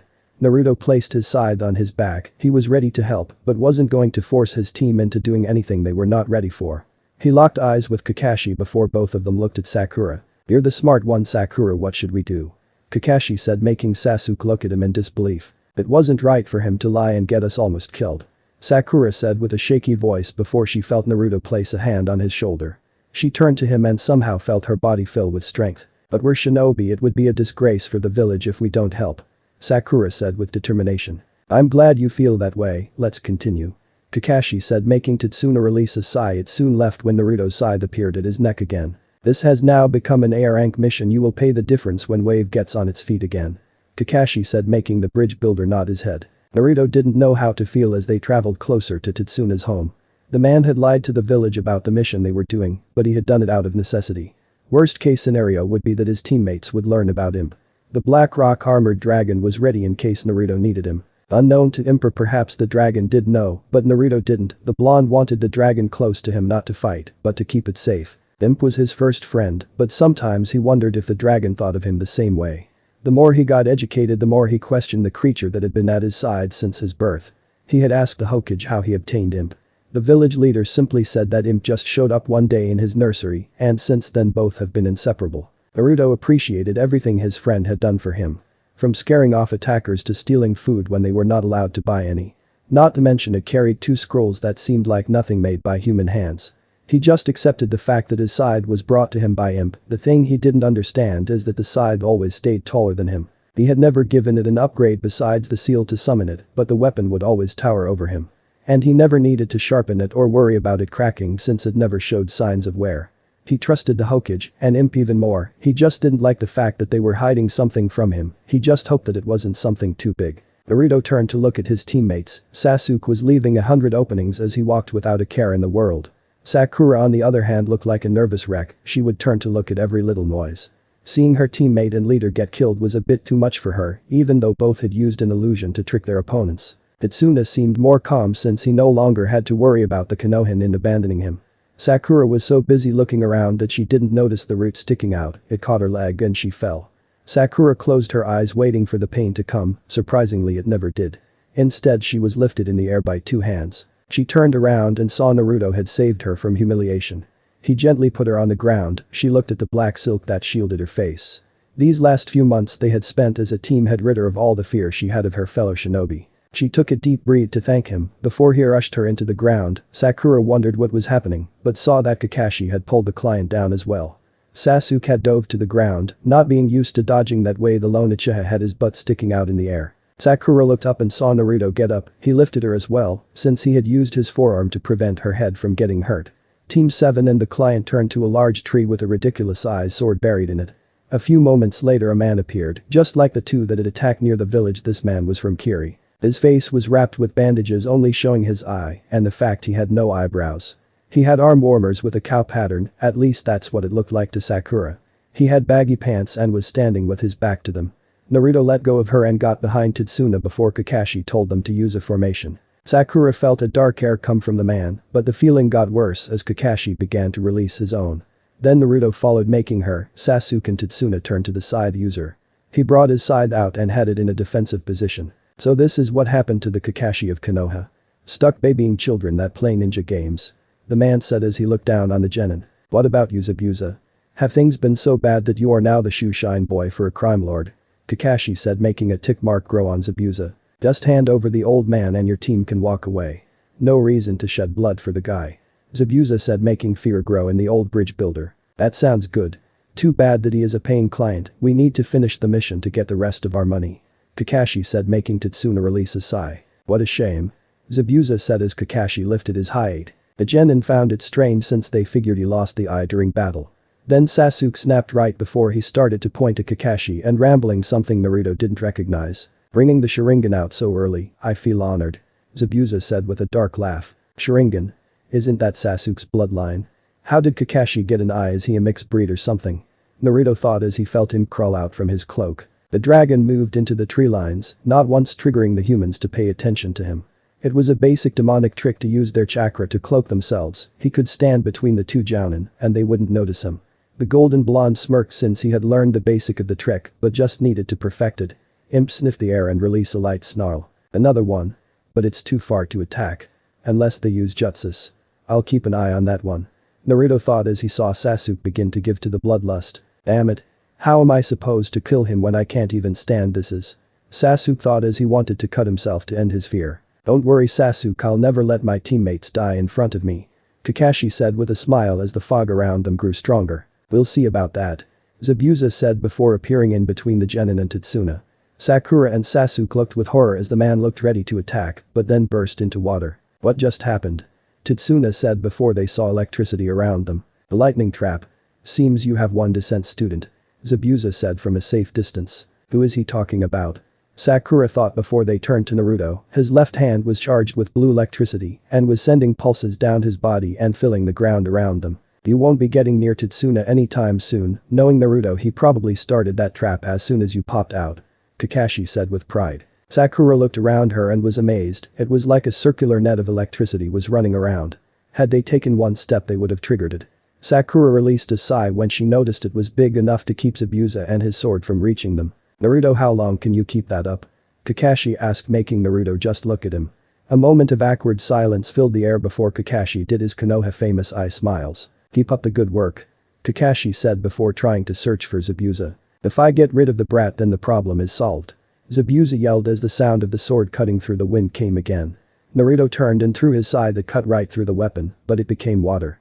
Another whirling sword came from Sakura's direction. She threw kunai at it, but it remained unfazed. Naruto's chakra spiked and a bolt of lightning shot out from in front of Sakura, destroying the weapon into its watery form. You're mine. Zabuza yelled as he appeared upside down and ready to cut Naruto in half. Sasuke threw kunai only to have them parried away. At the way we're so close he can get the four of us with one swing. Sakura thought before she heard the sound of something cracking. Zabuza swung hitting nothing but air. Naruto used his pitfall jutsu to have everyone escape. He used the quick distraction Sasuke made to set up his next jutsu. Kakashi thought as the genin and Tetsuna looked up to see Zabuza miss. Oten? Zabuza said as he looked down at the pit where his targets were at. It caught me off guard too. Kakashi said after appearing and stabbing Zabuza from the back. The earth rose and bringing Naruto and the others back to the surface, just in time to see Kakashi get kicked into the lake. What's wrong with this water? Kakashi said before Zabuza appeared behind him. Suiten. Suru no jutsu. Zabuza said as a sphere appeared around Kakashi and lifted him in the air. Sensei. He's a water ninja. Sakura yelled, making Kakashi want to hit himself. Get out of here. He won't be able to keep me here if he has to chase after you. Kakashi yelled from his water prison. I don't have to do anything. Zabuza said as he made a one-handed seal. A clone of water began to form out of the lake surface. Let me show you what it means to be a real ninja. Zabuza's clone said before charging the group. 6 puffs of smoke appeared in front of the water clone. 6 Naruto clones blocked his charge with their scythe. Naruto had summoned his scythe while in the pit, which is why it took him so long to raise them to ground level. The clones were attacking in waves, making the water clone get farther towards the lake. Sasuke, they're clones, we don't have to worry about hurting them. Sakura said as she launched a wave of kunai and shuriken. It cut into the back of one Naruto clone and continued towards Zabuza. The elite ninja tilted and allowed the weapons to fly past him. Sasuke had finished his seals before launching his favorite jutsu. The large ball of fire incinerated the clones and continued to travel to the formal Kiri Jounin. The rogue nin growled in rage before jumping to prevent the jutsu from hitting him. Zabuza would have charged again had not a wave of kunai from Sakura stopped him. The rogue turned to block a kick from Kakashi. It became water before he drew his sword to block a kunai stab. You can't use my tricks on me. Zabuza said in rage before having to look up. Naruto was coming down with his scythe ready to slash. Zabuza tried to pull his sword, but the Kakashi he had been fighting had grabbed onto the part used to pin his opponent's head. Zabuza let go of his sword and jumped back. Naruto turned towards him as his scythe knocked the blade to the lake's edge. The kunai appeared in his left hand before he launched it towards Zabuza. The Jounin drew a kunai of his own to block, but found it pointless since it became 100. He cut the chakra feed to his legs and sunk under the surface, avoiding harm. Zabuza saw Naruto swim away, but at the moment he had to get his sword. He stopped when he sensed Kakashi's chakra. I told you my tricks won't work on me. Zabuza thought as he made seals. Naruto, that was careless, and how did you get so high? Sakura asked as she came to help him out of the water. The hydro prison Kakashi had set up made it hard to break from the surface. Naruto wrapped Sakura in a hug before a water dragon smashed into them. Sakura blushed before hearing the roar of the water dragon collide with where they had been. Sasuke grabbed Tetsuna and jumped into the air when he saw Naruto and Sakura disappear with Shushin. The dragon returned to the water, but not before making a lunge at Kakashi, ending the water prison. Naruto landed on a tree branch, he let go of Sakura, and she turned towards him. She had never seen her teammate look so tired. Naruto turned towards a tree line as Kakashi and Zabuza continued to fight. Sakura wondered why he launched kunai. She soon got her answer when a masked nin shot out towards Zabuza's sword. It sealed the weapon into a scroll before putting a tree between them to watch the fight in peace. Could it be an ally of Zabuza? Sakura asked her teammate. She knew he was trying to figure that out as well. A few moments later the stranger launched Senbon at Zabuza, piercing his neck. Kakashi had slammed Zabuza into a tree and injured him with kunai. The Kirin had tried to get up, but then the Senbon hit, making him fall as dead as a log. Naruto and Sakura watched as Kakashi exchanged some words with the masked nin. Kakashi was relaxed as the nin lifted Zabuza, a roar came from the side, and imp slammed into the back of the masked nin. The 3 bodies rolled on the ground before the masked nin broke free and disappeared with Zabuza. Naruto took Sakura clothes again and used Shushin to appear next to Kakashi. I guess this means that Hunter Nin was a fake. Kakashi said as imp crawled up to them. It reminded Naruto of a gorilla walking, since his front legs were twice as long as his rear legs. The dragon had some clothes in its mouth. What is that? Sakura asked as Naruto let her go and walked towards imp. That's imp, you can consider him Naruto's partner. I feared the worst when he didn't brought it with him before, but I guess it has always been hiding somewhere. Kakashi said as he lowered his height. Is this? Sakura said as she brought her hand up to imp's mouth. She grabbed some of the clothes and yanked it. The dragon was unfazed from the rude action. What is it? Sasuke said as he and Tetsuna walked next to them. The Uchiha was talking about imp. This is silk and a design I've seen before. Sakura said before one thought came into her head. The piece of clothing was cute. It's a panty. A girl's panty. Sakura said, making imp nod his head. So that masked guy was a girl. Could have fooled me. Tetsuna said before Kakashi almost fell over. Naruto appeared and caught his sensei. I'm just a bit tired, the Sharingan drains me. Kakashi said before standing on his own. Naruto went to a branch and cut it off with his scythe and then tossed the wood at Kakashi. Thanks for the walking stick, we should go before they decided to attack again. Kakashi said as Team 7 followed Tetsuna home. A few miles from them the fake hunter nin was yelling about imp ripping her favorite lucky panties. Zabuza woke up and saw his tool look at its own butt. He decided not to bother with it and yanked out the senbon from his own neck. Iruka and Mizuki looked at their class with new motivation since Naruto had taught them the joy of teaching. They wondered how their favorite student was, since they just heard he had taken his first C rank with his team. They knew the blonde was able to handle it, but couldn't help worrying about the others, since they had never really had a challenge in the academy. They hoped for the best before pushing their students harder than they had with Naruto's class. The Chunin decided that a little more hard work would never do a shinobi harm. They would let the children rest when they were passed out from exhaustion. The Hokage was a bit worried when a patrol came in after capturing 2 Miss Nin that had been tied up on the road to Wave. He let out a sigh before deciding to let Team 7 handle whatever problem was happening. If Kakashi and Naruto needed help, they would ask for it. Naruto turned to look at Kakashi when the Jounin had tried to wake him. Imp lifted his head from the ground and walked after them. There's a chance that those two will attack again, Kakashi said, making Naruto nod his head. But something seemed weird. Kakashi said, making Naruto nod his head once more. They were rogues, but they didn't go full out, even if they were testing our skill. Kakashi said, getting a nod from Naruto again. I'm going to send word to the village to check in on those two, maybe we can find something useful. It's going to be a while till I'm at 100%. Until then you need to look after Tetsuna. I'll be training the others on tree climbing to improve their chakra control. You already know that, right? Kakashi asked, getting another nod from Naruto. Can you get him to send us word if you are in trouble? Kakashi asked, making Naruto look at the dragon. It nodded its head before letting out a yawn. I want you to wear this until I'm at 100%, that would be a week at the most. Kakashi said as he brought out a seal. It's a chakra draining seal, it will make it harder to move. If you run into trouble, have Imp rip it off your back. Kakashi said as he placed the seal above Naruto's clan symbol. Let's hope some dumb luck falls in so that we can prepare properly. Let's get some rest, tomorrow is going to be the start of something big. Kakashi said as both used Shushin to enter the room. Naruto had seen Kakashi leave a few seconds before him. He put the blame on the new seal Kakashi placed on him. Morning was a bit chaotic since Sakura had woken up to go to the restroom. She had finished relieving herself and was going to flush before a hand came from the curtains of the shower and stopped her. Sakura jumped in fear and embarrassment. She looked at the ground and found Naruto's clothes and sighed. Imp was laying on the ground looking at her with a sparkle in his eyes. Naruto let go of her hand and closed the curtain. I'm so sorry, Sakura said before rushing out of the bathroom. What's wrong?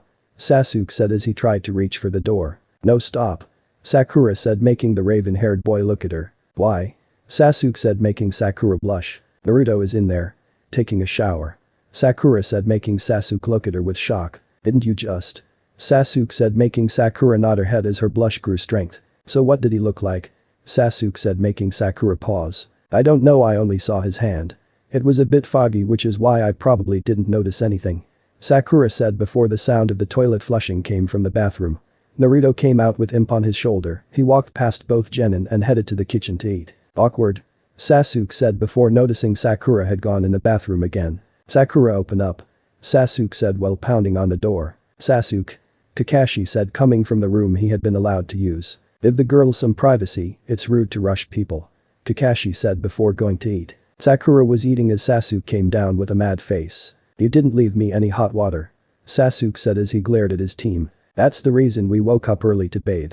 I pulled rank to make Naruto wait until I finished, Kakashi said with his eye smile. You better hurry up, kid, otherwise you are going to be left behind, Tetsuna said with a laugh. Actually, since Abusa was put in a near-death trance, it's going to be a while until he recovers. I would say a week. Before that happens, I will be giving them a special training course. In the meantime, Naruto is going to watch over you, Kakashi said as Sasuke glared at his rival. Sakura felt a bit left out since they were genin, but Kakashi seemed to have so much faith on Naruto. That's fine with me, but what if you're wrong?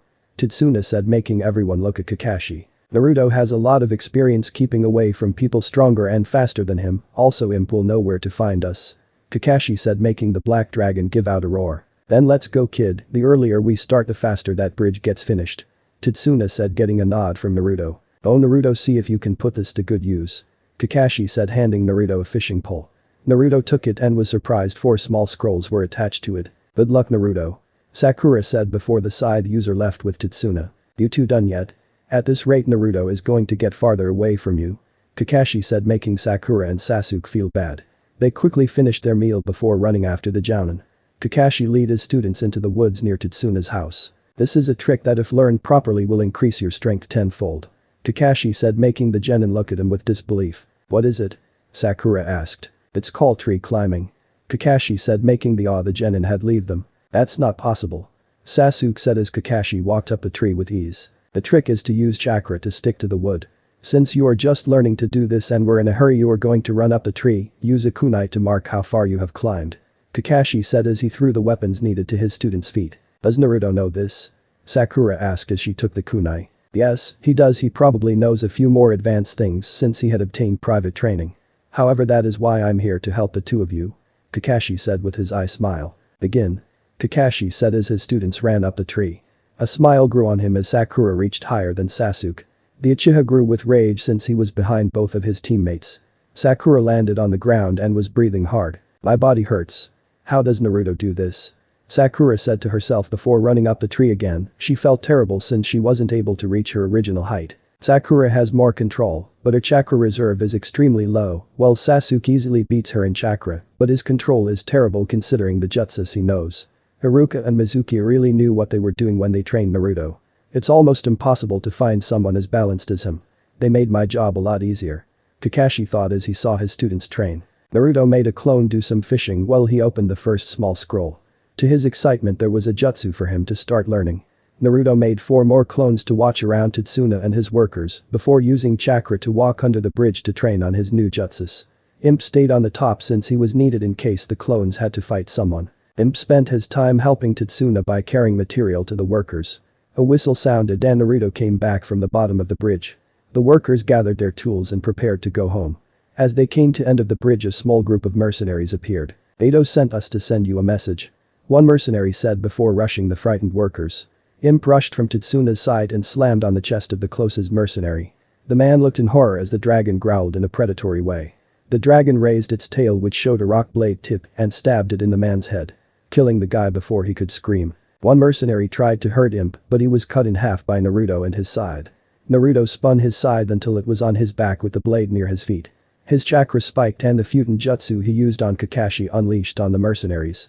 They flew high into the air, their body filling with wounds from slashes the wind would do. They fell to their death from over 50 feet in the air, some were unlucky and fell into the sea. Naruto walked over to a body and a small stream of fire launched from his left hand. It stopped when there was nothing left of the dead mercenary.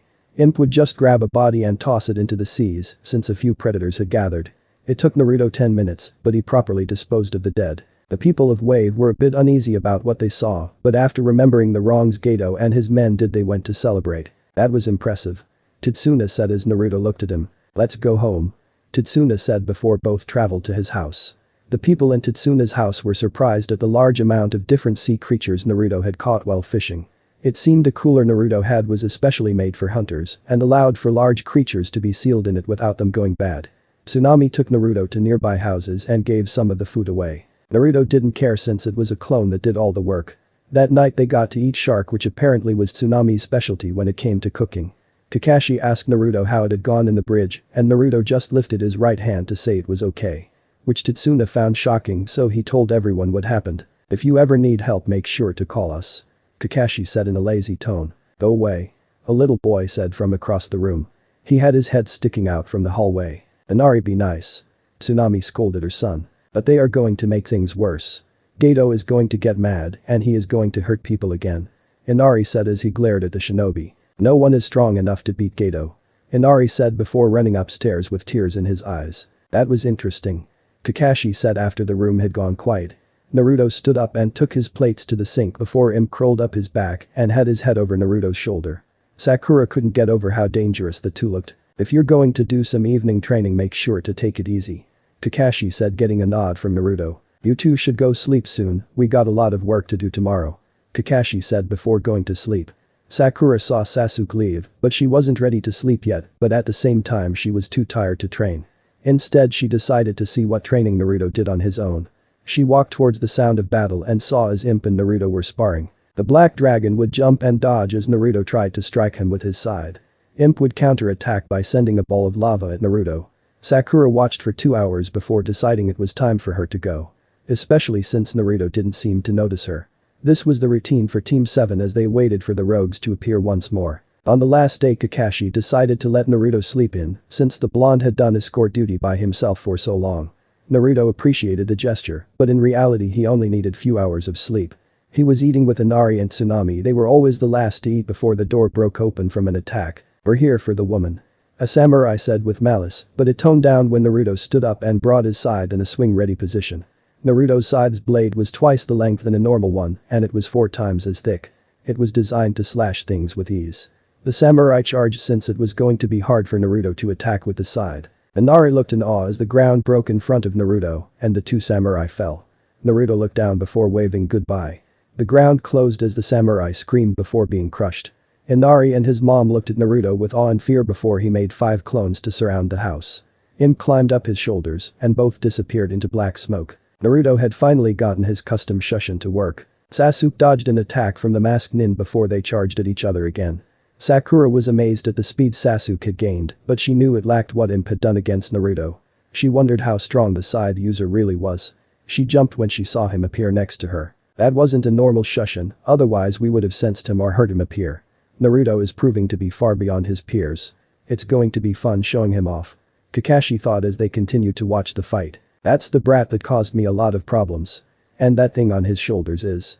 Zabuza thought before Haku screamed in rage. You're that monster that ruined my lucky panties. Haku yelled after Imp pulled the ripped piece of clothes out of a bag Naruto had gotten him. Before anyone could react, Haku charged at Naruto. The scythe user jumped back as Haku was bombarding him strikes using her senbon-like kunai. Naruto twisted and turned while using his scythe in an attempt to counter-attack. Haku would duck and strike at the temporary openings Naruto's scythe would give. The two continued to battle, leaving Sakura and Sasuke speechless at the speed they were showing. She's faster than Naruto. Kakashi said as the cloaked figure kept getting pushed back. That boy has skills. Zabuza said as Naruto kept reading the way that Haku would attack. Imp was using his tail to throw in a few hits every once in a while. Haku jumped back as Naruto did a slash, and Imp almost impaled her with his tail. Maku Hayashu. Haku said as ice came from the water on the bridge. Zabuza had surrounded Team 7 with clones when they first arrived, but Sasuke had disposed of them. That boy won't survive now. Zabuza said as Haku's image began to fill the ice mirrors. This is my fight. Sasuke said as he tried to run in. You won't last long in there. Kakashi said as a wave of senbon rained down on Naruto. Some would bounce off his cloak, but a few hit their target. Sakura flinched as Naruto fell to one knee from a senbon hitting a pressure point. Naruto yanked the senbon out and threw it from him. You will pay for my damaged lucky panty. Haku said before a second wave of senbon rained down on Naruto. Naruto jumped to one direction and spun his scythe, deflecting the senbon in front of him. He waited till the last second to move. Doesn't matter how fast Haku is, once those senbon are in the air he can dodge them. But how long can he keep up? Zabuza said as Naruto tried his hardest to keep the senbon from hitting him. Naruto rolled to dodge on last attack before getting close enough to stab at a mirror with his scythe. Haku jumped out at the last moment and threw a senbon into his shoulder. That's not possible. Zabuza said after the scythe stabbed into the crystal. Naruto pulled it out before yanking the senbon on his left shoulder. His arm went limp after doing so. Naruto looked around as the Hakus around him were studying him. That weapon is stronger than anything I have ever come against, since it can break a mirror. Haku said as Naruto prepared for another attack. Haku's attack came, and to everyone's surprise Naruto did nothing. Ow. Haku said while on the ground. She looked in front of her and was surprised at what she had found. What just happened? Sasuke said after a dome of rock appeared inside the ice crystals. It's become Naruto's victory. Kakashi said as Naruto charged the confused Haku. They saw when Naruto slashed Haku with his scythe. Sakura flinched in horror. She had never expected her teammate could be so heartless. No. Haku yelled as she covered herself. Naruto hadn't cut her in half, he had completely slashed her clothes, making it along with her mask fall off. Haku was whimpering while trying to cover herself. Naruto threw a black blanket on her before the stone dome returned to the bridge. The ice mirrors soon melted since Haku wasn't concentrating on them. Haku stood to attack, but the blanket came to life and wrapped her up into a cocoon. All that is left is you. Kakashi said, making Zabuza growl. Before the two Jounin could charge at each other, Naruto appeared with his hands open. He pointed at the sea, and they could see a boat heading their way. That's Gato. Zabuza said as the boat got closer. Naruto handed the rogue a telescope. Why is he bringing mercenaries here? Zabuza said with rage. This is probably why. Kakashi said, handing a scroll to Zabuza. The night before, the messenger Hawk had returned with the information Kakashi had requested. So he plans to betray me. Zabuza said as the boat docked at the end of the bridge and the mercenary army reached the top. What's going on here? You were supposed to kill each other. Gato said in rage. I quit, Kakashi. I don't have a reason to kill the old man anymore. Zabuza said before Naruto put his scythe in front of him. The pig is full of money. What's stopping us from taking it? He is a crime lord. There is nothing in this world that will mourn his death.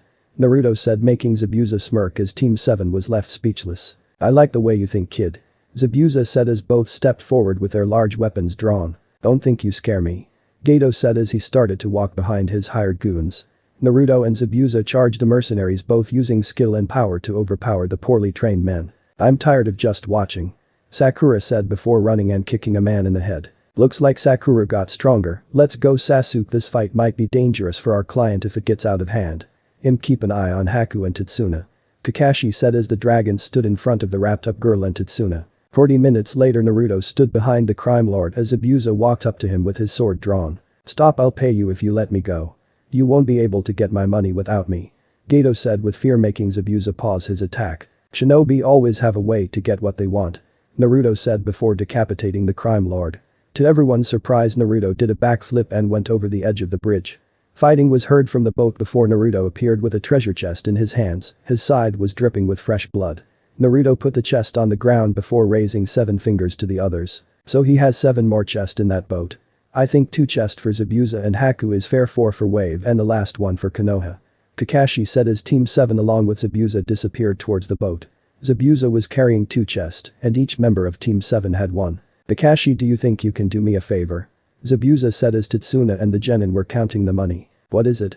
Kakashi said looking at Zabuza. I'm going to stay here with Haku and the few other rogues I have with me.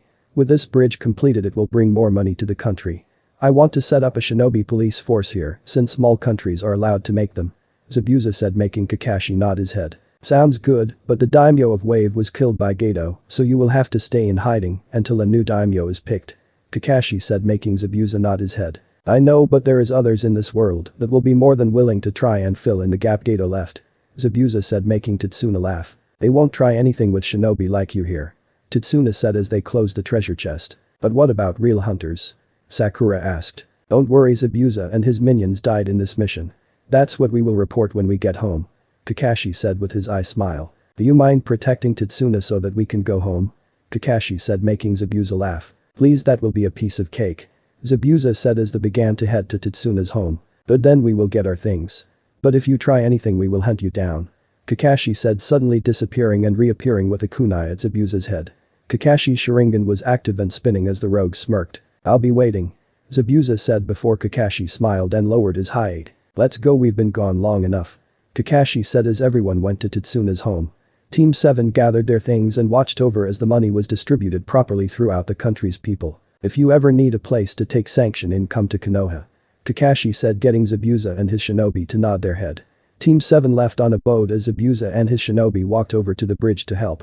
It was the least Zabuza could do since he had killed a few workers before the battle with Team 7. Team 7 arrived home with Naruto carrying the treasure chest since it hardly fazed him. They entered the tower and saw Team 8 and 10 waiting. Sakura was confused since as soon as they came into the village, Imp had hidden inside of Naruto's cloak. To the teams waiting to enter, they were surprised to see Naruto walk past them and kick the doors in. Ah, Naruto, it's good to see your team made it back in one piece. The Hokage said as Team 7 entered the office. The other teams growled since the secretary closed the door and locked it. Naruto walked up to the desk and placed the treasure chest on it. What is this? The Hokage said, looking at the box. It's the payment from Tetsuna for a rank mission. He asked us to assassinate a crime lord that had enslaved his country. Kakashi said, making the Hokage look at him. I'll need a full report, but besides that everything seems to be in order. The Hokage said as Anbu took the chest and disappeared. As a bonus for completing an A rank, your team is given a week off with pay. The Hokage said with a smile, making Sasuke and Sakura look excited. Team 7, you are dismissed. The Hokage said, making the team leave. Kakashi, Naruto, may I have a word with you too? The Hokage said, making both called upon shinobi to look at each other. You guys go have fun, we'll celebrate another day. Kakashi said before his genin left. Kakashi, I wish to know how Naruto should be ranked. The Hokage said, making Kakashi's eye grow. Well, he is far stronger than a genin, there is no doubt in that. He is level-headed and knows the best jutsus to use during battle. I would say he equals any Chunin available at the moment. Kakashi said, making the Hokage nod his head. I see, then you see no harm if I send him to Iwa to take the Chunin exam. The Hokage said, making Kakashi look at the village leader in disbelief. Hokage-sama, it is almost impossible for a genin from Konoha to pass those exams. Rumors say that real Chunin are sneaked in the exam to make it harder for foreign countries. Naruto is skilled, but things could get dangerous. Kakashi said, making the Hokage nod his head. I know, which is why you and Hate will take him. Iwa's Chunin exams only accepts 1 student per exam slot, and you know they only give Konoha 1 slot. At the moment there is no genin who I see qualified to take the exam except for Naruto. Along the way I want you two to train him. I want Naruto to reject the rank, tell them this test was too easy. Once you come here you will take the rest test with your team. The Hokage said, making Naruto nod his head. So you want to flex Naruto's power to the daimyos? At his current skill level he can pass the exam with ease. Kakashi said, making the Hokage nod his head. Humiliate them. Our spies have gathered information that Iwa might be plotting something, we need to remind them of who won the war. The Hokage said, making Naruto nod his head. How long till the exam? Kakashi asked. You leave today, I will keep the rest of your team busy. Well then I will gather as many jutsus as possible and tell us on the condition of their people. This will be considered an S-rank mission because if things go wrong, it will be extremely difficult to patch things up. The Hokage said, making Kakashi smirk. Since when are things easy? Kakashi said before leaving with Naruto. Plan for a month-long trip, get enough gear to fight off an army. And meet up at the gates in 3 hours. Kakashi said, getting Naruto to nod his head. Naruto returned to the gate to leave, Kakashi introduced him to Hayate and they left. Imp stayed hidden like always. Along the way Naruto was sparring with the two jounin as they helped fix whatever problems they saw. A week passed and they entered Iwa. Naruto looked upon the large village made inside a mountain valley. They were soon surrounded by Iwa nin. Kakashi brought out the scroll for the Chunin exams. The Iwa nin lead them to the hotel room they were allowed to stay in. The next day Naruto surprised his jounin senseis by showing what Imp had spent the whole night obtaining. These are a lot of scrolls. Hayate said with a cough. Keep up the good work, Imp. Let's go see how much Iwa changed after the war. Kakashi said before Imp swallowed the scrolls and crawled on Naruto. The three shinobi were amazed at how peaceful the place looked, except when they noticed they were from Konoha. It's a good thing Naruto has this hood, I wonder how they would react if they saw his hair color. Kakashi thought as they were overcharged for food. An Anbu appeared and gave them a message. They were led to an arena where Naruto saw 30 different shinobi gathered. Welcome everyone to the Chunin exams. The Tsuchikage said while standing on the rail that kept tall people from falling. That is one tiny cage. Naruto thought, getting a nod from Imp. The golden blonde was standing along with the 30 shinobi. As you know, the Chunin exams consist of 3 rounds. In each round 10 shinobi will fight until 2 are left standing. The Tsuchikage said before an Iwa nin began to call out names followed by their village. Uzumaki Naruto from Konoha. The Iwa nin said with venom at the end. The other participants left, leaving the 10 fighters. This round does not allow the uses of jutsus, only to jutsu and kinjutsu. The Tsuchikage said as Naruto looked at his opponents. Those are some big guys, I feel like they stacked the tables against Naruto. Hayate said as Naruto got into a defensive stance. True, but Naruto isn't a power fighter, he's a balanced one. Kakashi said before the fight started. Naruto jumped as 4 Iwa nin came charging at him. Figures. The Konoha nin and the Fire Country daimyo thought as Naruto had to dodge multiple attacks. Naruto jumped into the air. The exam proctor looked at a group of Iwa nin. No chakra yet. A medic said, making the people of Iwa boo. So they are checking to see who uses chakra to improve their attacks. Kakashi said as Naruto masterly used his scythe to parry a sword, he turned in midair and slashed the head of an Iwa nin that used a spear. Naruto landed on the ground and rolled before slashing the legs off a hammer user. Naruto jumped back and threw 5 kunai into the stomach of the sword user. He's slaughtering them.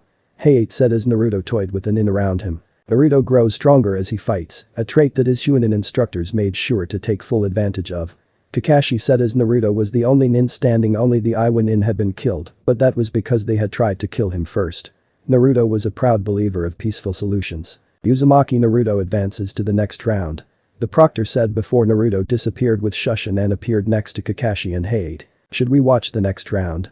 Hayate asked as the arena was being cleaned. No, Naruto needs rest, a fight like that probably drained him more than he shows. Kakashi said before they left to the hotel room. The next day Naruto stood with 5 other shinobi. One he noticed was from Kumo, and there was something almost drawing him to the girl. Kakashi and Hayate noticed it as both seemed unable to stop looking at the other. Both shinobi were surprised when the 2 Kumo nin that came with the genin appeared next to them. That boy is a Jinchuriki.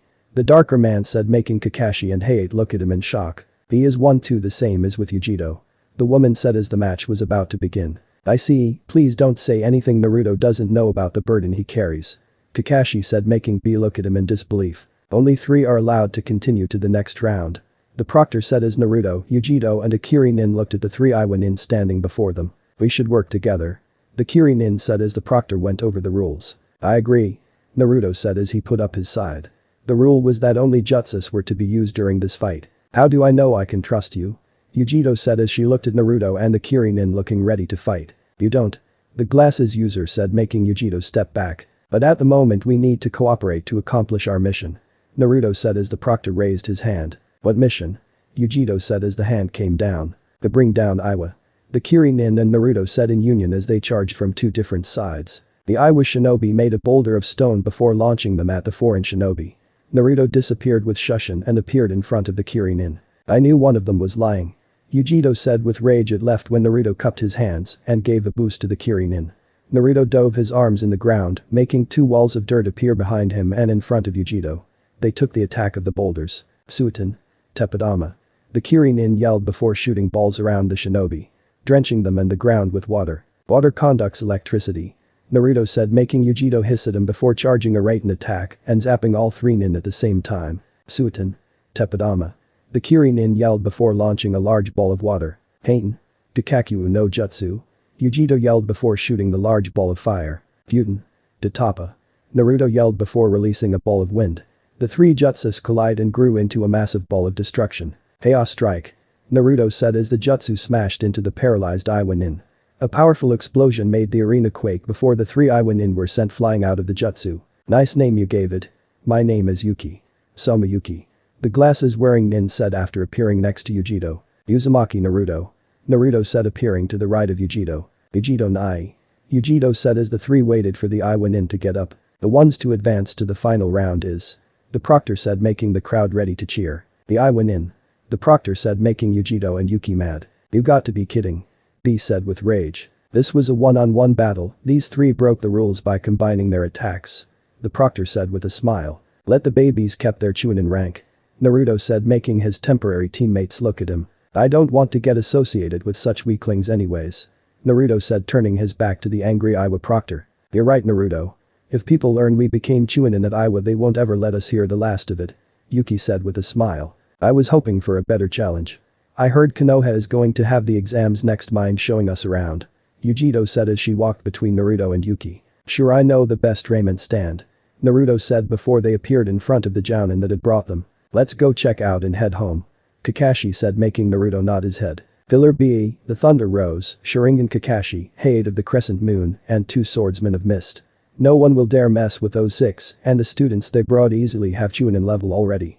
The Tsuchikage said to his shinobi, making them stop from attacking. The three teams left Iwa with ease since they stayed together. This is where we each go our own way. Killer B said as the three teams looked at each other. You two take care until the chunin exams. Yuki said as the Kiri team left first. You promised me a ramen dinner, so don't die until you treat me. Yujiro said as her team left. Sounds like you made some friends. Kakashi said with his eye smile. Naruto raised his shoulders in an uncaring way before heading to the village. He was not ready to have the two jounin continue the training on the way back. The return trip had taken 2 weeks since Kakashi wanted to push Naruto without his other students learning about it. Hayate found it fun to spar with Naruto since his usage of the scythe could be considered master level. They entered the Hokage office and the man had a smile on his face. You did well, word has reached about that combination you made with Kiri and Kumo. Here is your pay for the mission. Unfortunately, I don't have any more missions like that you can do on your own. The Hokage said after handing 3 checks to the shinobi. Hokage-sama, since I'm only going to proctor the exam, I can afford to do some missions that Naruto's skill can be used for.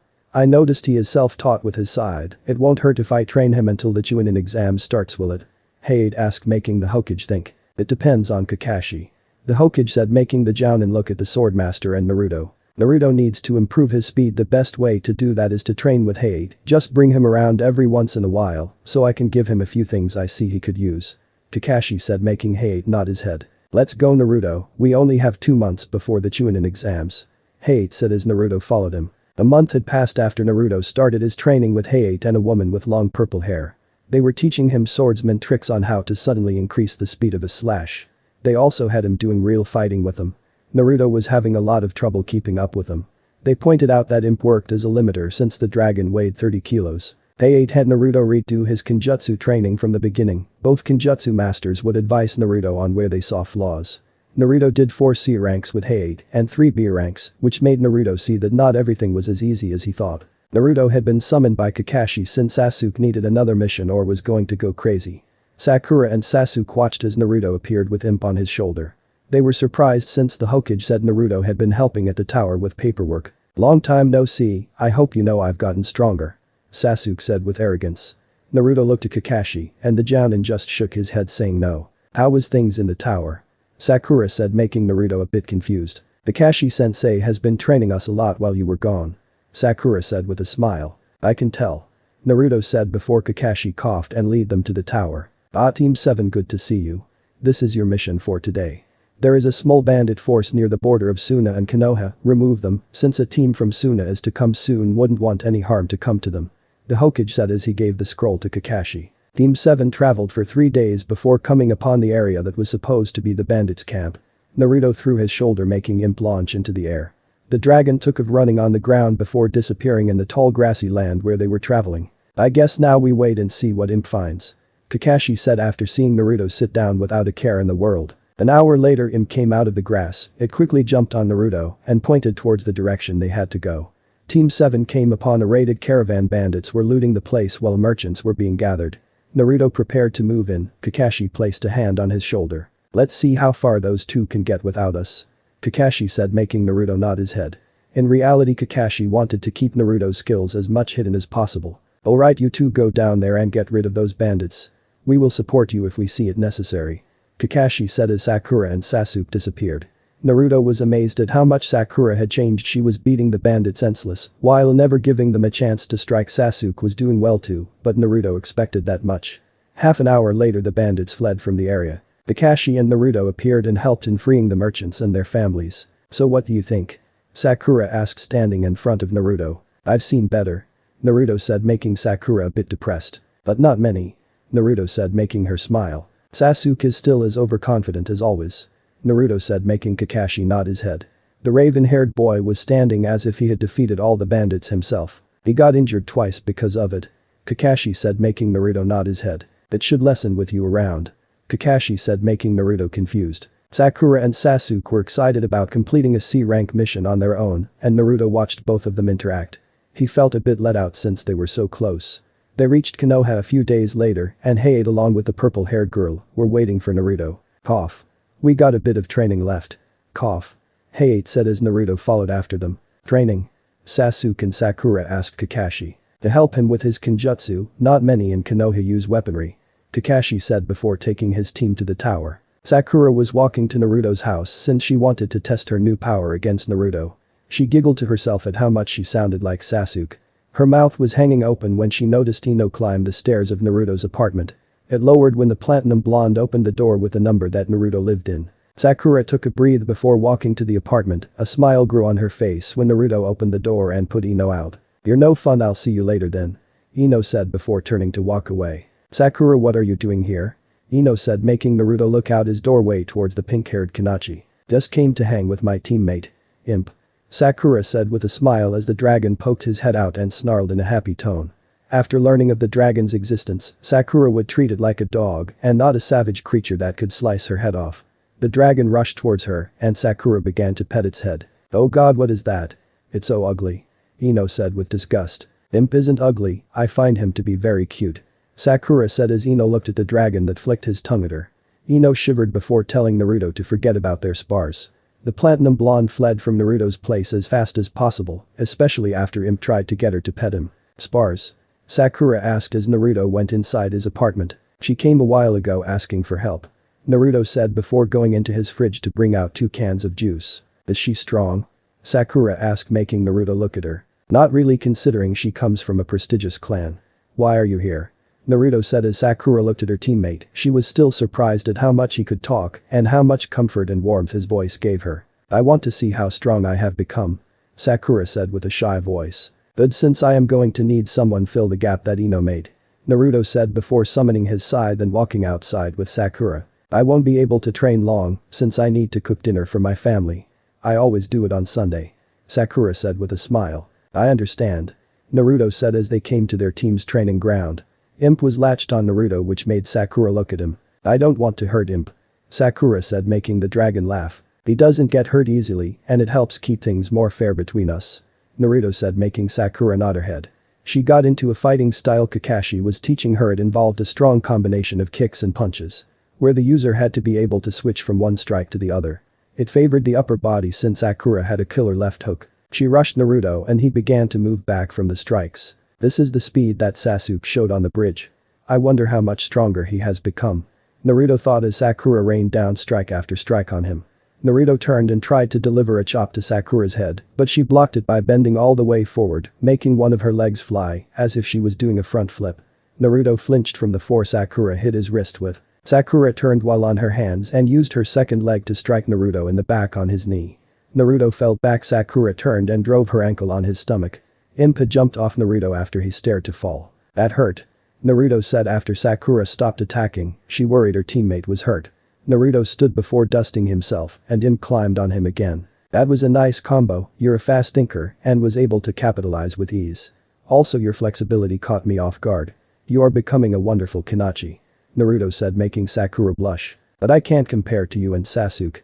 Sakura said with embarrassment. Then you shouldn't. Naruto said making Sakura look at him with a pained look. Sasuke and I are a lot different from you, find what you are good at, stop trying to walk the path we took. You have your own destiny to follow.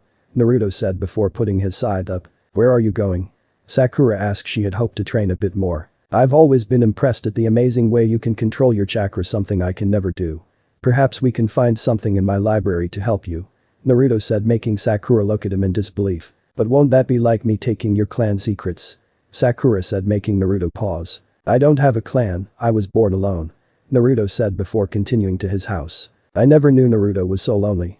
Sakura thought as the tall scythe user walked farther from her. Sakura quickly ran after him. Sakura entered Naruto's home and for the first time actually paid attention to it. The place was small and crammed with shelves that were overflowing with books and scrolls. She noticed no decorations, nothing that made the place look like a home. Sakura figured that all Naruto knew was fighting and that his apartment was only a place for him to sleep and eat at. Naruto, why isn't there any pictures of you? Sakura asked since she had not noticed a single frame holding a memory. Never had to take one before. Naruto said making a pain grow in Sakura's heart. She turned to him and saw him reading some of the books that revolved around Jinjutsu. This brought some interest to Sakura since she can't ever remember him using the deceiving art. I always wanted to use Jinjutsu, it is a very interesting subject, but I could never get the control needed to work the delicate jutsus. I still read into the subject so to not be caught off guard. Perhaps you can put to good use this forgotten section. Naruto said as Sakura noticed how dusty the place was. But then again Naruto's place looked like little care was put into it. She let out smile as Imp was flapping his wings making the dust fly out of the apartment. Naruto, why don't you find me some beginner scrolls and something to guide me as I train? In the meantime I'm going to make you something to eat as a thank you. Sakura said making Naruto turn to her. You can cook? Naruto asked making Sakura grow a tick mark on her forehead. Of course I can, I wouldn't be a girl if I couldn't. Now get the things I am going to need while I see what we have here. Sakura said opening the fridge. Her eyes grew when she noticed nothing but can juice in it. Her eyes grew more when she noticed they came from vending machines. Other than that it was a few scrolls with the word meat on it. Snake, deer, boar, bear, wolf, tiger. Is this some kind of spices you use to marinate the meat with? Sakura said making Naruto look at her. Okay, I'm going to have to go to convenience store and get something real quick.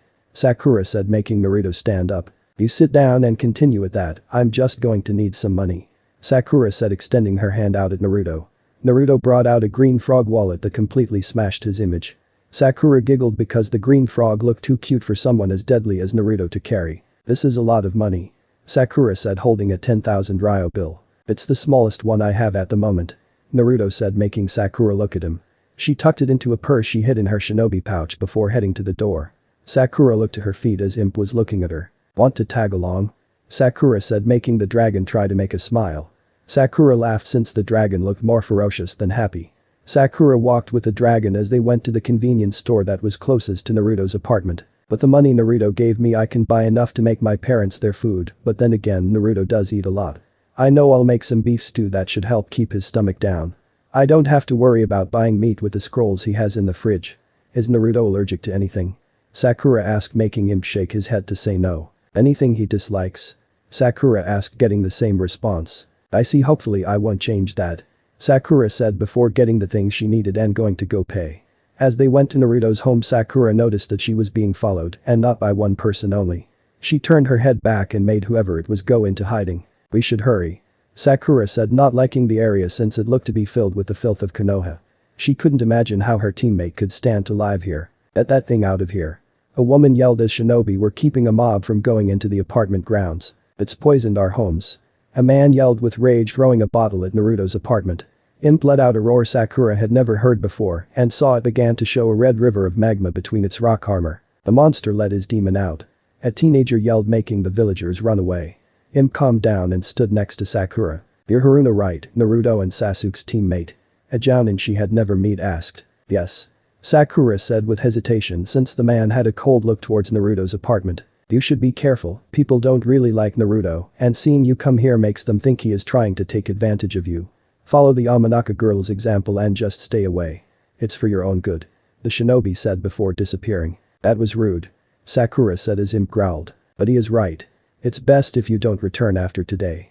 We can meet at the training ground after lunch, but I don't want to get you in trouble," Naruto said as Imp climbed up his shoulder. Sakura felt that unfamiliar pain return as Naruto went to his apartment. "At least let me finish cooking for you, this is more food than my family can eat and it would be a shame to let it go to waste," Sakura said making Naruto turn to her before giving her a nod. "Here is the scroll with all the Genjutsu I own and with the extra copies I got on breaking the art of Genjutsu," Naruto said putting a fat scroll on the counter near the door. "Why don't you go sit while I make dinner? I got enough time to finish and eat here until my parents come home," Sakura said getting Naruto to nod his head and sit at his couch and pull out a new book. "Why don't you watch TV?" Sakura said feeling the silence to be unnatural. Imp was staying by her feet and she threw the extra fat from the bear to the dragon. "You mean the television?" Naruto said making Sakura laugh. "Yes, there is some good shows based on the wonders of the world, also you can hear the news of the elemental nations. In fact the weekend update will be on at any moment, put it on channel 5. Sakura said making Naruto look at the TV. "I'll do it. This TV is old, you should get a new one," Sakura said making Naruto look at her. "Is it broken?" Naruto asked making Sakura laugh. "No, but there are better ones, bigger ones too. In fact this whole place needs a makeover," Sakura said with a half-joking tone, making Naruto look around his apartment. "You don't like it?" Naruto asked making Sakura turn to him. "Not that, I like it, but don't you feel crowded? Look at how you hardly have room to walk. You should probably find a bigger place to live in and get new furniture and maybe a second room to make into a study," Sakura said making Naruto nod his head and a smile grow on her face. "I know, how about after tomorrow's training we go find you a new place?" Sakura said with excitement. "Would it not bother you?" Naruto said making Sakura laugh. "No, my afternoon is usually off," Sakura said before returning to the kitchen to cook. "Everyone is excited as the next Chunin exam comes to Konoha," a voice said making Naruto look at the TV. "Yes, it's been almost 4 years since the village had been able to hold the competition," a woman said with excitement. "Konoha's lineup has yet to be decided, but many rumors have been reported," the man said as a screen behind them showed an image of Konoha. "Everyone is excited about one name, and that is Uchiha Sasuke.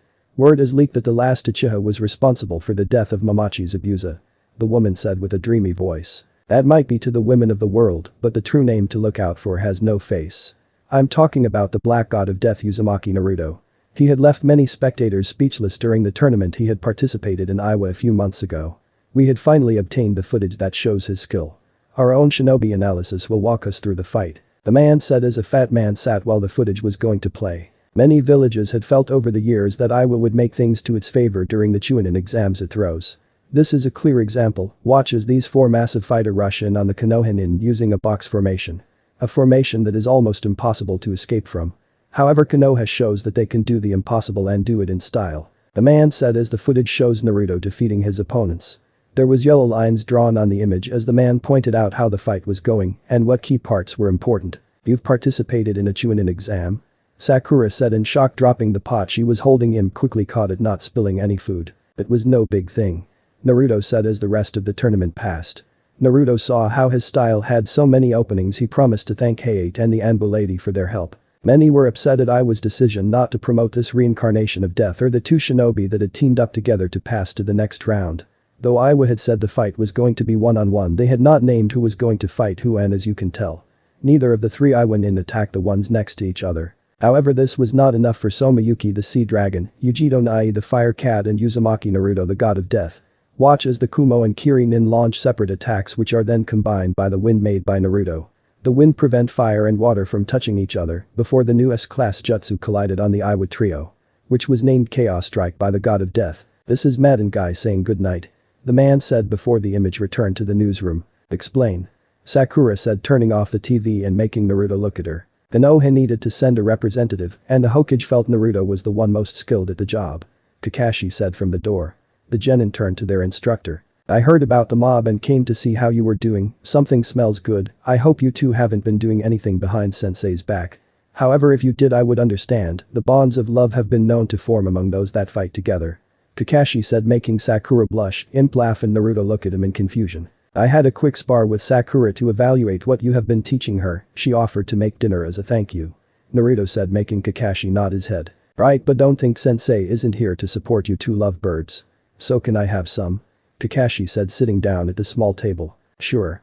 Sakura said after seeing Naruto didn't care. Naruto stood and followed Sakura as she went to get the necessary serving plates. Naruto, why is it that you have everything need to cook, but don't? Sakura said while washing some bowls and spoons. I have a small grill at the balcony that is where I cook my food. Naruto said, making Sakura turn to him in disbelief. She had dropped the bowl she was cleaning and Imp caught it before it could break. So that's what you do? Drink and juice all day while eating strange barbecued meats? Sakura said, making Naruto nod his head. That's not right, from now I'm making you a bento every day. You too. Sakura said while bending down to pick up the bowl in Imp's claws. She tickled his belly before coming back up. That would cause you an inconvenience, won't it? Naruto said, making Sakura look at him over her shoulder. Not if you pay me to do it. Besides, sensei always shows up late, so I have more than enough time to get everything I need done in the morning. Sakura said, placing the 6 bowls on the table. She served Kakashi, Naruto and Imp before serving her parents. She got some saran wrap and sealed the bowls. I'm going to take this to my parents later, is that okay? Sakura said, getting a nod from Naruto. This is really good, you going to get a great wife one day. Kakashi said before punching Naruto on the forearm. Naruto, why don't you take that thing off? Sakura said after wondering how the food phased through his silk screen. People are nicer this way. Naruto said before raising the bowl to drink all the leftover soup. It's getting late, this was an excellent meal, we should do this again next week. Kakashi said while standing up and preparing to leave. Don't you keep her here too long or rumors are going to spread. Kakashi said with a teasing tone before closing the door. I got to leave, do you mind cleaning everything? Sakura asked before noticing Naruto had finished off the little food she and Kakashi had left and that main pot was empty and Imp had a bowl with a full plate he was going to start on. Thank you, Sakura. It was delicious. Kakashi is right in saying you will make someone a great wife. Let me walk you to your house. Naruto said before standing. Sakura was amazed how much taller he was than her, she figured he was almost around Kakashi's height. His broad shoulders showed a hint of his power. Sakura used to be so scared by the way Naruto looked when growing up, especially considering what the village would call him. They stepped out of the apartment and Sakura walked between Imp and Naruto. It was a silent walk and when Sakura's house came to view, Naruto stopped. I enjoyed your company, thank you for everything. Naruto said before handing Sakura the fat scroll and enough money to pay everything she did that night for the rest of the week. I hope that is enough to continue to eat your cooking. Naruto said, making Sakura smile. It's more than enough, I'll see you tomorrow. Sakura said before Naruto headed home. She didn't know why, but she watched as Imp and her teammate kept walking until they became dots to her. That's the Uzumaki boy, right? Kid said, making her daughter turn. Yeah, it's Naruto. Sakura said as her mother had a face she had never seen. The woman was struggling with her feelings. The demon Kyuubi had cost everyone so much, but she knew that the blonde was human. She had tried to get revenge for her slaughtered family and was going to slit Naruto's throat one day he slept in the Hokage's office. However, the boy had let out a few tears, she didn't know why he cried, but at the moment he was like any other boy. You never talk about him. The older pink-haired woman said before turning to her daughter. You never asked, all you wanted to know was about Sasuke-kun. Sakura said, making her mother grow scold. You should have still talked about him. Let's go inside and you can tell me a bit now. Tsukumo said before they went in. Where's dad? Sakura asked. Out on a mission. Tsukumo said with a cold voice. Sakura knew her mother had started to doubt her father's loyalty lately. Oh, then I'll save this for tomorrow. Sakura said before opening the scroll that said food. 2 bowls of bear stew appeared. That looks delicious, what kind of meat is this? Tsukumo said, taking a bowl. It's bear, Naruto caught it himself. Sakura said, making Tsukumo look at her in disbelief. Where did he get bear? Tsukumo asked. He wouldn't say, but it has to be near, the meat is extremely fresh. Sakura said as her mother ate with hesitation before the rich flavor made her forget her doubts. It tastes so much better than regular beef stew. What else do you know about Naruto? Tsukumo asked as Sakura began to make tea. He has a dragon as a partner. Sakura said, making her mom look at her with a bored face. I know, he's had him since he was newborn, you can't separate them. Tsukumo said, making her daughter's mouth drop. I didn't know Imp was so old. Wait, why do you know that? Sakura said, making her mom look at her daughter with a mad disappointed face. Do you know what my job is? Tsukumo said, making Sakura shake her head to say no. I'm part of the council, you can be so dumb sometimes. Tsukumo said, making her daughter feel bad. Before Naruto started the academy we had to prevent the village from hurting him because all the pranks he used to pull. That boy was a real hellraiser. I think only the Hokage at the time could see the true face of Naruto. Tsukumo said, making her daughter look at her. True face? Sakura asked. When Naruto was little he would always smile, a smile that light up the world. He was always happy and running around with endless energy. That was not the real Naruto, that boy only had impetus side, the Hokage would check in on him, but there was only so much he could do. Naruto is extremely special, so the village hates him because of it, and the council wishes to turn him into a weapon. Everyone knows the Hokage wants Naruto to become Godame. Tsukumo said, making her daughter appear at her desk. I didn't know. Sakura said, making her mother laugh. That's because you are not supposed to know. No one knows how Naruto came to the village, just that one day the Hokage was carrying a newborn named Uzumaki Naruto. He wouldn't say anything else, and then in came and would care and protect Naruto. Naruto, according to the Hokage, was born during Kyuubi's attack, but there is no record of him in the hospital. And the last Uzumaki that had visited the village left 2 years before the attack, never to be seen again. Sometimes I feel great sadness for the boy, but to everyone that sees him he is a reminder of a dark day. There is so many unknown things about him and people hate being left in the dark. Tsukumo said as she looked at the bowl of food. Why didn't you ever say anything? Sakura asked. Because I wanted to see for myself if the rumors were true. I wanted to see what kind of person Naruto was. All I've learned is that he is hardworking and overall a kind boy. So what have you learned? Tsukumo asked her daughter. He is really strong and is always watching over me. I probably would have died on our first C rank if it hadn't been for him. Sakura said, making her mother study her. The pink-haired girl had used a tone she had saved for Sasuke. Did you know he is engaged to Hinata? But that's not possible. When did that happen? Does Naruto know? Sakura said with a frantic voice. I'm just kidding. Tsukumo said with a laugh before eating as her daughter glared at her. 2 weeks passed and Naruto was walking to his new home. Naruto had never seen Sakura so violent as the time that the real estate agent had tried to kick him out. The pink-haired Kanachi chewed out and threatened to report the man to the Hokage personally about the mistreatment of a Konohinin. The same scene had played over at multiple stores as they went around the village getting everything Sakura considered to be necessary for a person of Naruto's age. Sakura was walking half a block from Naruto. She was going to talk to him about chakra manipulation. She had been amazed at all the things Naruto had learned and was willing to teach her about. However, Ino had found her and started to rave about how she was going to win Sasuke-kun. During the time that Naruto had gone to the Chunin exams and while Sakura was keeping Naruto entertained with questions, the raven-haired boy was walking the village with arrogance and waiting for what little chance possible to flex his power. The Uchiha found his teammate a great excuse to fight since so many talked ill about him. Sakura had told Ino which way Sasuke had gone to since she wanted to hurry and talk to Naruto, something her rival found weird. Both girls were walking behind the Scythe user and neither felt they could call out to him. They heard a little girl scream before Naruto disappeared into a puff of black smoke. Sakura and Ino ran to the spot they heard the scream come from. Sakura hoped nothing dangerous was going on since they were supposed to take it easy with the Chunin exams being here in a week. Kakashi had given Sakura and Sasuke an application. He informed them that Naruto had his filled in advance. Hankiru? A teenage blonde said as Ino and Sakura came around the corner into the alley.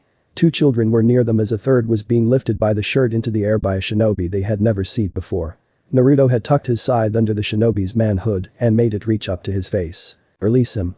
Naruto said, pulling on his scythe lightly, making it come in contact with the shinobi's skin. Whatever you say. The shinobi said before letting go of the boy. Naruto disappeared with a puff of smoke and reappeared with the boy in his hands and now in front of the other children. Normally there is a penalty for hurting the Hokage's grandson. Naruto said with a cold tone. However, this incident was your fault, wasn't it? Naruto said, turning his head to look at the boy. I wasn't paying attention while running. The boy said with shame. You almost caused some international turmoil. Forgive Konohamaru for his foolishness. He is young and has yet to learn to identify people by their chakra. Naruto said before placing a hand on Konohamaru's head and both bowed. I don't want the children of the Kazuki age to feel that Konoha is ignorant and harsh. Allow me to treat the 3 of you to dinner. Naruto said, making everyone in the alley confused since there was only 2 Sunin. You could sense me? A boy with red hair said from near a tree. He was hanging under it and his sudden appearance made his siblings uneasy. Naruto? Ino yelled as kunai and shuriken hit the black-clad shinobi. He became a puff of black smoke before a log appeared with the projectiles in it. You promised me a meal. A girl the people in the alley had never seen before said while standing in a tree opposite of Gaara's. Naruto reappeared a few inches from the spot he had been at. You two are strong. The redhead said before clutching his head. You tell Shukaku to lighten up. Yujiro Nai said before appearing at Naruto's side. His power can't compare to Nibi's, much less that of Naruto's. Yujiro said, making everyone look at her. We should leave Gaara. The blonde Sunanin said as she began to get that dark feeling from Gaara, but this time it was coming from the girl. It made her more scared than what Gaara had before. What is your names? The redhead said before appearing in front of his fellow Jinchuriki. Yujiro Nai, vessel of the two-tail. Yujiro said, making Gaara's siblings step back in shock. Uzumaki Naruto. Naruto said before turning his back to Gaara. Without warning, a pillar of sand shot at Naruto. It was intercepted by a blue flame. Naruto turned his head to look and saw the flames was coming from Yujiro. Back off one tail before I show you the true way to use yokai. Yujiro said before blue flames formed in her left hand. Gaara stopped his attack before leaving with his siblings. Wait. Naruto said, making the Sunanin turn to him. I promised you a meal. Naruto said, offering a 20,000 ryo bill. Sand took the money and brought it over to Gaara before they left. Is it always this fun in your village? Yujiro said, turning to Naruto with a smile. You need a new definition of fun. Naruto said before Yujiro did something that left Ino and Sakura speechless. She took Naruto's hand. Can we talk in private? I have some important things to tell you. Yujiro said with a tone Sakura didn't like. I have the week off so you can have all the time you want. Naruto said, making Yujiro smile. Good, because I've been wanting to be with you for the longest. Yujiro said, making Ino's and Sakura's mouth drop. That's a weird thing to say. I'll show you the raiment stand I had promised you. Naruto said before walking with Yujiro at his side. What is that about? Ino said and noticed a look of confusion and pain from Sakura. To be continued. See you in the next part. Remember to subscribe and like this video. See you in the next part.